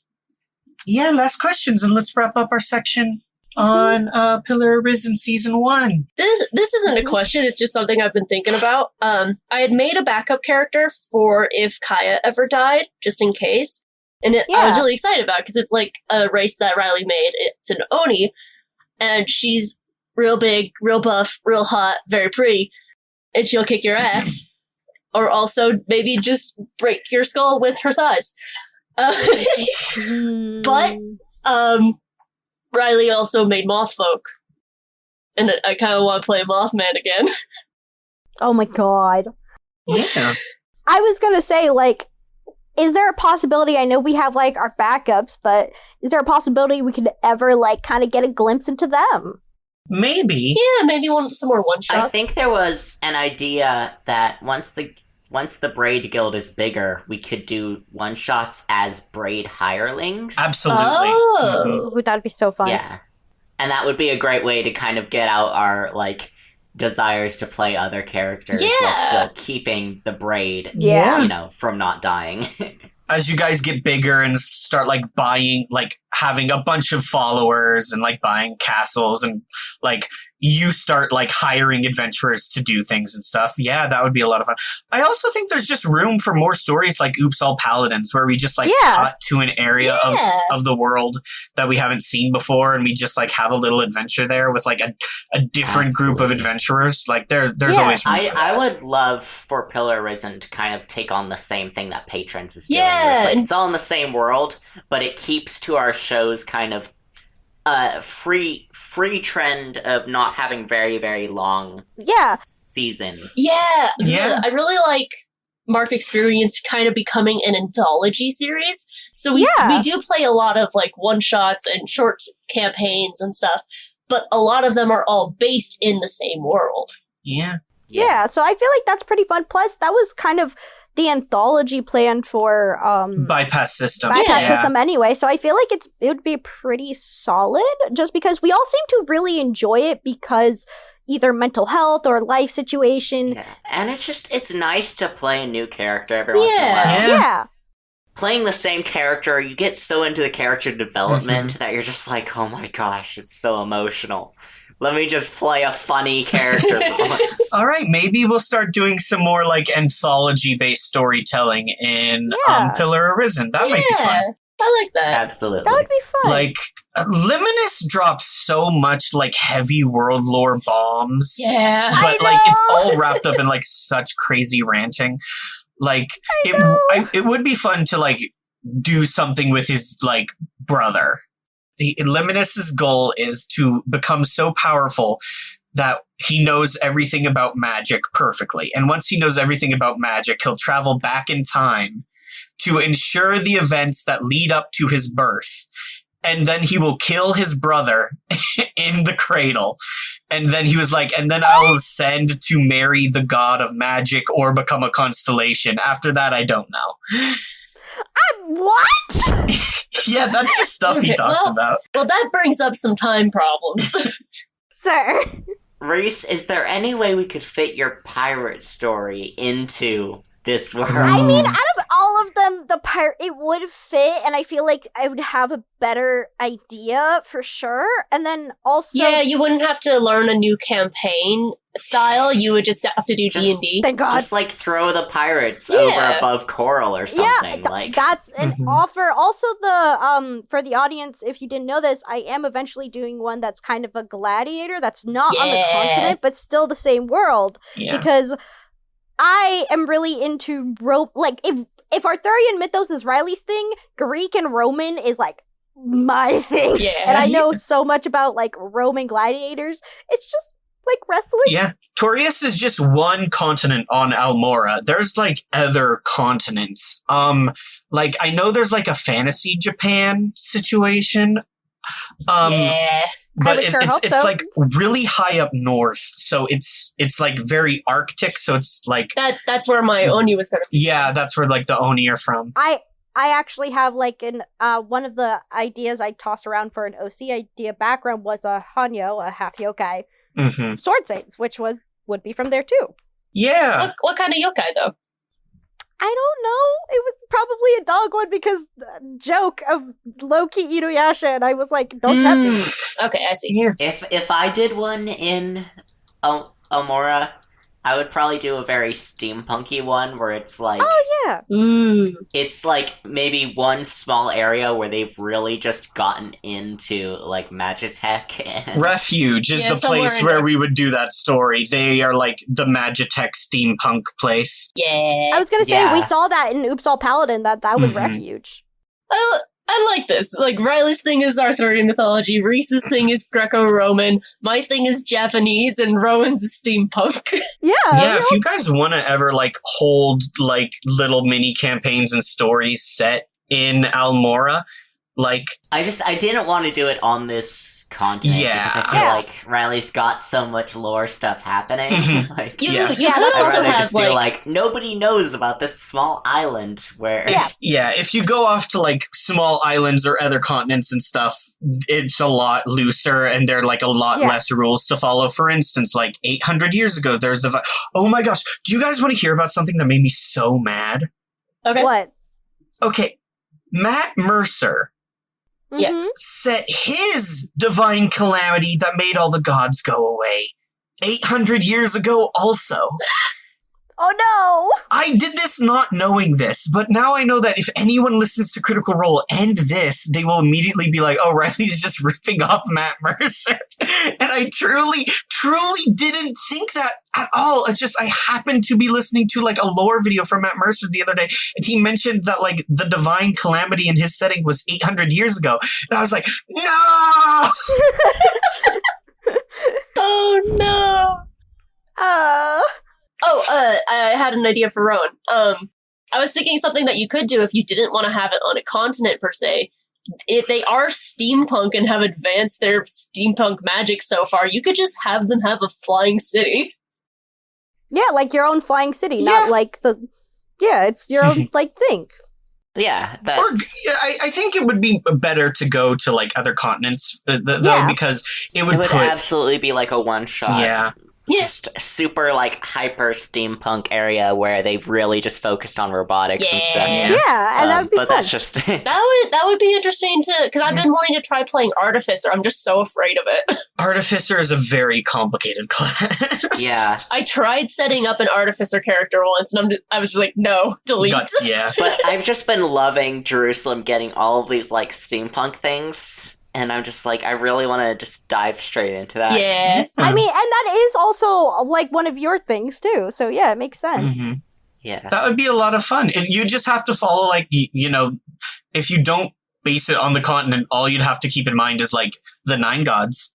There was a divine calamity 800 years ago that fundamentally changed how fantasy culture works. And, like, that's pretty much it. Yeah. Mm-hmm. Given that, though... I know we were going to try and segue into the next section of this. Right. So, yeah, this is probably a good time to wrap up our talk about Pillar Arisen. I do definitely want to come back to Pillar Arisen. I think Pillar Arisen and Bypass System might become, like, the main settings I focus on. I do really like Patrons a lot, but Patrons is more shared for everyone. Yeah, I'm doing a Patrons campaign. Yeah! To give Riley a break. So between season 1 and 2 of Pillar Arisen, we're going to do some mini campaigns just to give Riley a break. Mm-hmm. And I'm doing the first one. It's another Patrons campaign called Scion Elect. Yeah, and... Tell us about Scion Elect, Jamie. No, because we did an episode 0 and that'll be uploaded next. Okay, well, we'll talk a little bit about it. Yeah, it's based in a different city with a different playbook. Different rule set. Yes, it's with a different rule set. What game are we playing? One moment. You can do it. I believe in you. Just Heroes. We're playing Just Heroes by insert name, and that'll be revealed over we'll say it in episode 0 because I don't remember it. I don't have it pulled up. Yeah, in episode 0 we do say it. Don't worry. Yeah, but instead of playing Masks, which is more focused around people playing like sidekicks and new heroes, which is mostly like children and stuff, it's based in Just Heroes, which is more focused around like preset heroes who have been around for a while and like adults. So that'll be fun. Yeah, do we want to say our characters? I mean, we'll do that in episode 0. Yeah, but just like a little teaser. Not everyone listens to the lunch breaks. True. Then if that's the case, I'm excited for my character, Chase Guys or Dragonfly. And that's all you're getting. I'll be playing someone you might recognize. I'll be playing Laura Lowe, aka Silver Bullet. I'll be playing a character that I made the day of episode 0. And that doesn't make them any less cool or valuable. That's just how I be. Yeah, what was the name? It was Vanessa something. You want to know why I called her Vanessa? What? Oh, I know why. I know exactly why. Freddy, you're supposed to be on lockdown. Vanessa! Material girl! I missed the part where that was my problem. Freddie, you're supposed to be on lockdown. Vanessa! Oh god, what?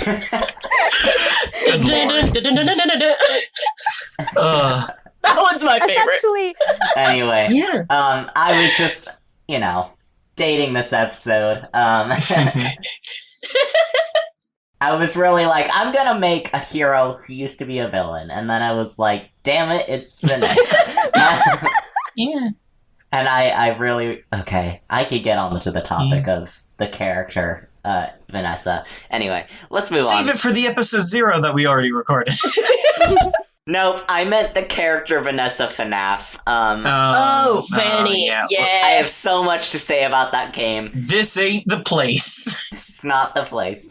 After Jamie does her one-shot, Yes. I will be doing a mini arc as well. Also send patrons. This one will be in Henshin, which is a Sentai RPG, Sentai being the multicolored Japanese superheroes like Power Rangers. Yes. Power Rangers, Kamen Rider, that sort of thing. Ultraman. Super Sentai genre, yeah. I'm excited. So yeah, Riley has given me homework to watch or read something related to... I've given everyone homework. Everyone needs to do that. I've watched Power Rangers. You can't say that to me. For once, I'm the one in the loop. My homework is living with you. I'm sorry that's so difficult. No, it's because I learned a lot with you, and we watched a lot of stuff, a lot of Gundam. I've been trying to watch The Wonderful 101 so that I can at least enjoy what I'm watching. Yeah. Peek behind the curtain. When we do a lot of genre shifts, and we like to tell stories in the modes of like other stories and like subgenres and things. And so what I always try to make everyone do, at least before we do a genre shift, is consume some media in that genre or in that subgenre so that you're like in the mood and like in that space of storytelling. Yeah. So like you can tell those kinds of stories and you have like those kinds of ideas in your head. Yeah, even like before starting campaigns and stuff, I have playlists set for those campaigns, and like I listen to those day of to like kind of get in the mood. Mm-hmm. It helps embody like the kind of storytelling and like the kind of like spirit of the world, and just gets you excited to do it. Yeah. But my plan for I've been calling it Japatrons because it doesn't have Japatrons. Yeah, it doesn't have a name yet, so I've just been calling it Japatrons or J-Patrons. Look, it's hard to come up with a parody name of Power Rangers. It's really hard. It's really tough. Anyway, my idea for that is just something that's going to be really lighthearted, really tropey, just like, you're going to come across the magical ship that gives you magical powers, and then you're going to fight the magical off-world alien that comes to destroy you. Like, it's going to be just... So basically we're just doing Power Rangers, straight up. Yes, just straight up, tropey, easy game that I think will just be fun just to kind of be in that setting where you guys... Because I believe you guys decided you were going to play, like, yokai versions. I think we said we were discussing making our team theme be yokai. I don't know that we've settled on it yet. Do we want to give a light spoiler? I just want to go straight into just like fun styles and stuff in that game. That's all my plan is for it. Do we just want to give really super vague spoiler / like teaser for our characters for that and just say what color ranger we're gonna be? Yeah, okay. Blue. Pink. Black. Yeah! It's gonna be such a fun team. And also, I don't know exactly when and I don't know the playbook yet, but I'm also planning on doing a little mini-series set in Patrons as well, where it's, during the Bronze Age, the big Bronze Age issue, the younger heroes, these little young heroes that really make their way through, at this time, have to commit a jailbreak. Because a villain has similar powers. Yeah. So basically, going forward, we're, now that we're done with Pillar Arisen Season 1, we're going to be doing a series of mini campaigns set in patrons. And then after that, we don't know. Maybe we'll do bypass system. Maybe we won't. Yeah, I did have an idea, today, for... We can't just talk about ideas we had, Jamie. No, this is the place to talk about ideas. Okay. That is true. An idea I had for, a bypass system one-shot, literal one-shot, it'd be 1 or 2 episodes, is just, you know how Sparks Fly used to be a mech racer? What if you guys were mech racers? That would be so fun. What if we did Mario Kart but with Yes! that would be very silly. I love it so much. I would enjoy that. But yeah, I mean, anything we say in these lunch breaks is never gonna be a given. Yeah. Mm-hmm. Things will always change. So we can throw out ideas. I'm sure there's also a campaign system out there on the mech one, the sci-fi one that you always look at. What is that called? Mecha Jam. The Emotional Mecha Jam is a collection of mini games. I'm sure they have a racing mini game in there somewhere. They probably do. There's 70 games on there. Again, not sponsored, not related. didn't participate. But take a time out of your day to go to itch.io and support the games on the Emotional Mecha Jam collection. Buy some of those games. They're really cool and fun, and I think you like them. And we're definitely going to be playing a bunch of them when we start doing Bypass System. Yeah, my uncle also gave me a little booklet called The Ultimate Micro RPG Book, and it's just full of mini little campaigns that you can do that take 40 minutes. Yeah. And I think it'd be really fun to do some of these. Just a book full of one-shot ideas. And some of them are really easy to flavor text into our campaign areas. Mm-hmm.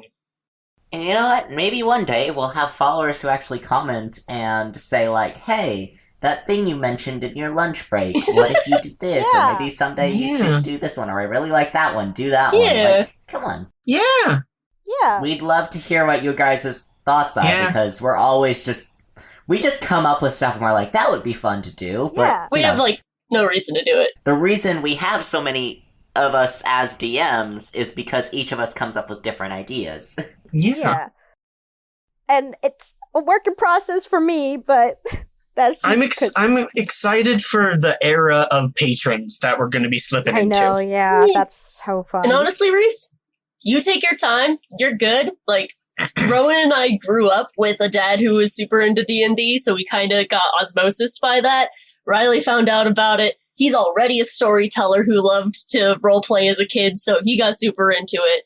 I am also osmosising because I'm married to this man. Yeah. So you take your time. You take whatever time you need to be able to figure it out. Also, And Jimmy only just did a session. Yeah, and Jamie does one off on our off weeks too. So yeah, I'm doing a test one off screen to kind of figure out how to DM. So, Reese, if you need to take some time, do that off screen, and then before you actually join the show. Man, my first campaign was the first campaign of the show, and it's not uploaded because it's so bad. Oh my gosh. I couldn't even edit then. We didn't even record separately. We recorded the Skype call. It was bad. Oh god, yeah. I can say that the first ever delve I did seemed to go off pretty well with the audience. Yeah. So that's good. Well, that was you, remember? Mm-hmm. Oh, right. We did a little Avatar: The Last Airbender one. Yeah, that was a lot of fun. So it's not I haven't dipped my toe in, I just haven't dived in. Yeah. I do want to say, I'm running out of the kinds of genres and stories I want to tell. So, going forward, I think it'll be Pillar Arisen and Bypass System for me. Yeah, patrons. Patrons is for everybody. Also, we mostly do one shots in it and stuff. But I mean, the main campaigns and the main seasons I will be writing, focusing on will be, Pillar Arisen and Bypass System. That's it. I mean, maybe Eden's Grove, because we're thinking of maybe going back. Yeah, going back. We still have half of season 2 recorded and unedited and just sitting in a vault. Yeah. dating this episode again. COVID happened. We were all upset. Season 2 got dark, and we were like, we need a break. Yeah. It wasn't the time to be like doing like existential dread horror stuff. It honestly got to the point where like my character is straight up thinking of leaving the team. Yeah. It's just like, what are you gonna do at that point when no one wants this character? Like, and Sheena was like having flashbacks. She was getting into her backstory, but because of what was happening, what was going on, it was just too dark. Yeah, so we moved away from that. Yeah. Yeah, and then like with Luke, the whole thing with Luke. Maybe we'll go back. If we do, I might consider some system changes. Yeah. If we go out back of Monster of the Week? Maybe. I think so. Huh. Just the way that show was going and stuff. I could see Eden's Grove going more the Tremulous route. Yeah. I was looking at Tremulous and stuff like having some sort of like psyche as well as physical damage would just be really nice for Eden's Grove. Maybe shifting it over to a system that is more focused on like eldritch horror and like a big emphasis on mystery solving might maybe get us on a track that I'd be happier with. I think that would be good because kind of all of us were starting to kind of change our characters' playbooks anyway during season 2. Mm-hmm. So I feel like completely changing to a different playbook altogether might work for them. Yeah. There was a lot of reasons why I wasn't happy with Eden's Grove season 2. Like I wasn't happy with like the way it was getting pretty dark, and it was like none of it was your fault. We were bad players. Yeah, but also like it was tough because I'm gonna say some mean things, and I just want you all to know that I'm saying it as a joke. Spoiler warning for humor ahead. Y'all are bad detectives. And it was hard for me to run that show because you're bad detectives. Yeah. I don't want to run a mystery campaign if you guys are not going to figure out the mystery. No, yeah, absolutely. End of joke. We started off this lunch break saying how bad we were at Eden's Grove, and we can end this lunch break saying how bad we were at Eden's Grove. I'm never going to forgive you. We figured it out more. We're doing better at mysterying during Pillar Arisen. Yeah, maybe. I feel a very judgy Riley at that. I don't think he agrees with that. No, it was a joke. It was a humor. No, I was saying when Jamie was saying we're getting... I did not mean it. I just meant it a little bit. I was saying when Jamie was saying we're getting better, I just imagined that, like, that moment of silence. You fully didn't piece together that the fish were worshipping Macavos until, like, I had to lay down and explain it to you. So, getting better you are getting better, but also, like, is that enough to solve a mystery? Is that you're taking notes? Yeah. Is that enough to solve the mystery season of Eden's Grove? Yeah. We are asking more questions. I missed one thing. You missed the big thing that I handed to you on a silver platter. Sorry. I was gonna say, what I was gonna say is just more so we are asking questions though. We're asking the right questions. That's true. Yeah. That's why we're getting better. We're asking questions and we're asking the right questions. And also, like, you guys aren't the only ones that have improved, and you guys have improved a lot, but, like, I'm also improving, and I'm also getting better. Like, I'm not, like, a great DM. I think it'd be good after a bit, once the world kind of settles down again, to kind of go back to season 2, do a soft reboot, because that's a thing you can do in that world. Yeah, maybe. It would, maybe. I gotta say, like, I'm really happy with where Pillar Arisen is. I really enjoyed it, except for the Abbey arc. I'm gonna be honest, I love the Abbey arc. I have a lot of love in my heart for all of our golden trios, like all the trinities of our various shows. But during the Abbey arc, I genuinely had difficulty listening to our podcast, and I was like, I think this is my least favorite party in any of our things ever. Oh no! I was like, where's Phoenix? I need Phoenix back over here. Phoenix is really hard to beat. To be fair, Phoenix was a short story, so it's easier to stay connected in that one. Same with like all our bypass systems ones. It's one day or so, and it's easier to stay a team. But like even in Eden's Grove in season 2, as Rowan mentioned, like Finley 2 was going to leave the team. Finley original? Finley 1? Finley 1. Finley 0?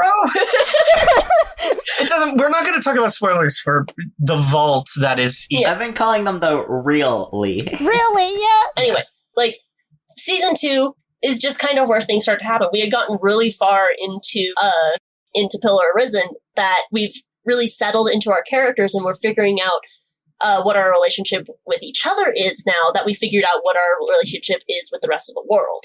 Mm-hmm. Yeah. I am really excited for you guys to like start to piece together like how the braid is going to operate as a whole in Torius, and setting up more of Torius as a setting, and then eventually the rest of Almora. Another thing I wanted to get to this season, but we didn't. Plane hopping. You guys were going to go to the Shadowfell. That just didn't happen. It's fine. Next season. Yeah. But yeah, like, I'm excited to take this level of storytelling and like this level of like note taking and engagement in the setting to bypass system. Like, I think this kind of like focus and like stuff will be really well served in the kind of like sci-fi mech anthology that I want to like start setting up and executing there. I gotta sit down and relearn how to play a Forged in the Dark game so I can teach you all how to play a Forged in the Dark game. Yeah. Teach us Beam Saber. I've actually looked at that system too, and it looks really fun. I think Forged in the Dark is the perfect system, I think. Not the perfect system, period, but I think for us, because it is the exact halfway point between Dungeons & Dragons 5e and Powered by the Apocalypse. Yeah. It's like, it's got a heavy focus on narrative storytelling and mechanics by the way of narrative and stuff like that. But it's a little bit more crunchier, and it has more like things for you to play with and engage with. It allows more world building on your end. I mean, it doesn't allow for more, but it gives me more systems by which I can. It kind of directs you towards what you need to focus on. Yeah. Rather than D&D, which is like, this is what you need, this is what you need, this is what you need. And Powered by the Apocalypse, which is just like, anything you want. Anything you want. I know. You just need your brain and 2d6. Let's go. Which is fun, but like, it is fun sometimes. It only works for certain things. I was gonna say, it works for things that are a lot easier to think up of, like in what I talked about, my little dipping. That was that was a fandom one.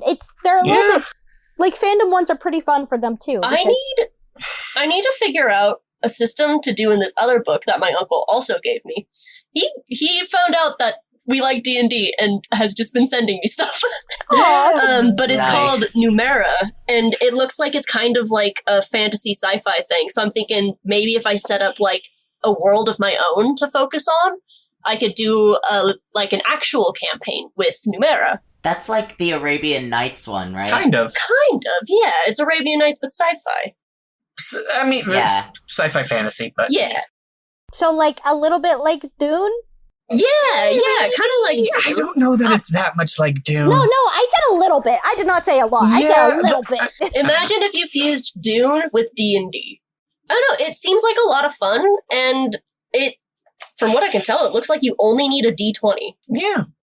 Well, I think that's a pretty solid way to really wrap it all up, is talks of the future. We ask questions. You can't say we don't ask questions anymore on these. You can't. That's true. You guys did it. We asked a lot of questions. Yeah, something that I didn't talk about. I had like a list of questions and stuff, but one thing that I didn't mention was just that, like, on the end of my list, I didn't have a question, and I don't know what I meant by this, but I just had written Maid Cafe. Oh yeah, Maid Cafe. You guys wanted to go see like a kobold or a goblin maid cafe. That's what you guys wanted to go do. Because like when I introduced the hot springs, the kobold hot springs and cafe, you guys wanted it to be. You guys were like, it's a kobold maid cafe. Yeah. You guys got really excited. You said cafe and uniforms, and we went Maid Cafe. We all in unison just were like, Maid Cafe. So it's Maid Cafe. Yeah, now. it's a Maid Cafe. Yeah, you heard it here, folks. The Kobold Hot Springs and Cafe is now a Maid Cafe. Yeah. I know I said I described them as wearing like plain white and blue dresses, but actually they were wearing white and blue maid uniforms that entire time. Yes. And I was wrong, and I deeply apologize. I think that was my favorite part of that entire campaign. Just like looking back on it from like if I was watching it as a show, that would be my favorite part of the show. The main campaign. It's just that little thing where you throw a little bit of comedy in there. This isn't fantasy, but it's nice just to have. It's in here. Yeah, that would have been the thing. If we started in Libitina, we wouldn't have had kobold bits at all. There would have been no kobolds. There might have been something else, but we never would. We love kobolds. Yeah. We love kobolds in this. We love kobolds, though. If you go to Refuge, there's like gnomes. If you go and Kenku, gnomes and Kenku, so there's like cute little shenanigan. I do love Kenku. There. If you went to the Diaspora, you would have had goblins and halflings, so that would have taken care of the shenanigans there. I have so many D&D character ideas that I want to do, but I have nowhere to put them. One of them is a Kenku bard, and it just records every single time. It goes to like other concerts, and it repeats the entire concert when it goes to a different place. Oh my god, that's hard. Plagiarist. Just so lucky no one's invented copyright yet. Exactly. But yeah, well, you guys all seem to like express a lot of interest in like seeing more of the world and playing more characters. So I think in the future I'll transfer Pillar Arisen into being a little bit more anthology based. Story. And it'd be good to have like the braid be kind of our base. We like whenever we finish like a little one shot every once in a while, we go back to playing the main characters again. If you guys ever want to have a one shot set in Almora, feel free. Yeah. Knock yourself out. We've got all the time in the world ahead of us to just do whatever. Yeah. I mean, we're all kind of... I never want to stop doing this. I honestly, this is what I look forward to. It's, life. It gives me an outlet to do my cinematography major. I get to edit. And thank you to all of the listeners. 'Cause, like... We're slowly building up, but we're getting there. Yeah. We aren't doing this for followers, and like even if we do get this to eventually be paid, we're not doing it for money. It'd be nice to be paid so that Riley and I don't have to have jobs, like physical jobs that make us want to die. And we could improve if the show was our full-time job, then we could improve it and do a lot more in it too. We're not doing this for views or money or anything like that. We started this to just continue hanging out with each other after college when we just kind of spread out across the world. But it's so nice to see that other people are loving what we love. Yeah. It's the goal, not the point. You know what I mean? Like, the point of it is that we like to tell stories and we like to be with each other. And the goal is maybe one day we can be paid to do it so we can improve it and, improve our lives from doing something we love. But, like, we're not doing it for that. Yeah. My goal for Mark Experience is to create an anime. Oh my god. I want it to be an anime. Okay, everyone, real quick. Which campaign do you think would make the best anime? Which of our campaigns or like setting would you want to be turned into an anime first? Delinquent Heroes. Delinquent Heroes for me too. We're all just like superheroes, man. I just want all of them to be made into it. Delinquent Heroes remains the shining jewel in our cap. It's still the best thing we've ever done. Like, I love the idea of even the show being an anthology and swapping between all these worlds. Yeah, that would be fun. Yeah. No, like the anime. Oh, the show itself. No. I don't want that. Because I think... in my head, they're all different art styles. You know what I mean? Yeah, that's true. Mm-hmm. Like, Bypass System would just be actually an anime. Yeah, Bypass System is just a Pillar Arisen, I feel like, would be closer to, like, the style of Vox Machina that just came out. Okay. I want to say, I think the better option is make it more of, like, a studio. Yeah. Yeah, that's what I was thinking, yeah. Like, Mark Experience is the studio. And then, like, everything else is from us, but can be different styles, sort of things. Like, yeah. Also, what I was gonna say though, in regards to the fan thing, is that it's nice. It's just like every time we see that we have some fans and listeners and stuff, we all are always just like every time. Yeah, you always make true. our day, because again, we don't do this for all that. We do this for fun, but just knowing you enjoy it like we do is what makes our day every time. It's really encouraging, yeah. Plus, we're all, this is our silly, goofy shenanigans, having fun with each other at the same time kind of deal. So it's glad to know that our sense of humor is shared.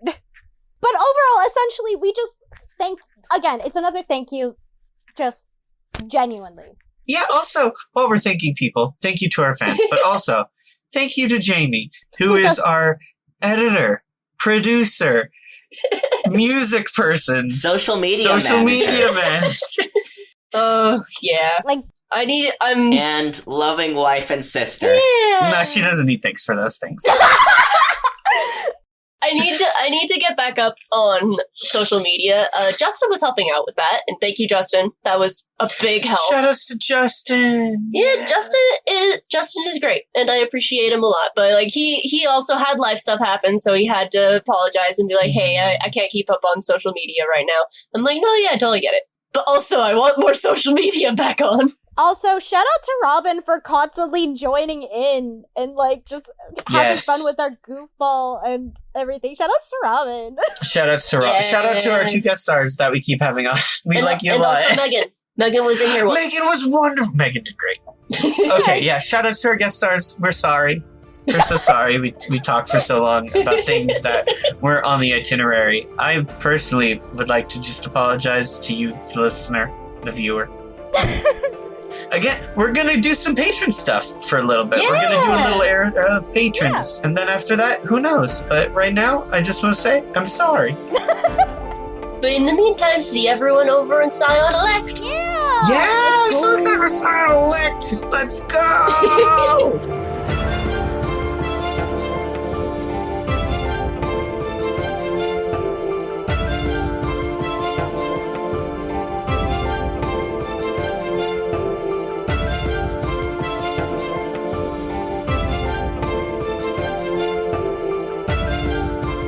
Thank you, Robin Mag and I'll Never Tell 3, for supporting us through our Patreon.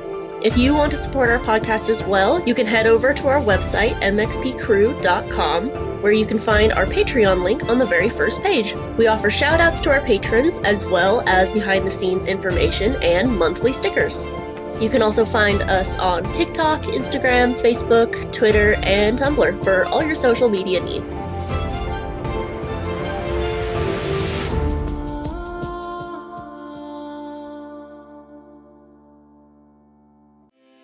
If you like our show and have been thinking about podcasting yourself, I highly recommend starting on Buzzsprout. MXP started on YouTube, and let me tell you, it was extremely difficult uploading 1 to 2 hour long videos at a time in a timely manner. But working on Buzzsprout has been insanely helpful and fast. Buzzsprout helps you list your podcast in every major podcasting platform, as well as provide super affordable monthly payments. I totally forget that I'm paying for it because of how cheap it is. You even get a free, great-looking, pre-made website, audio players that you can drop into other websites, and my personal favorite part, detailed analytics to see how people are listening. If you follow the link in the description and sign up for at least 2 months, not only do you get a $20 Amazon gift card, but you will also be supporting our podcast as well. Thank you for watching, and we will see you in the next episode.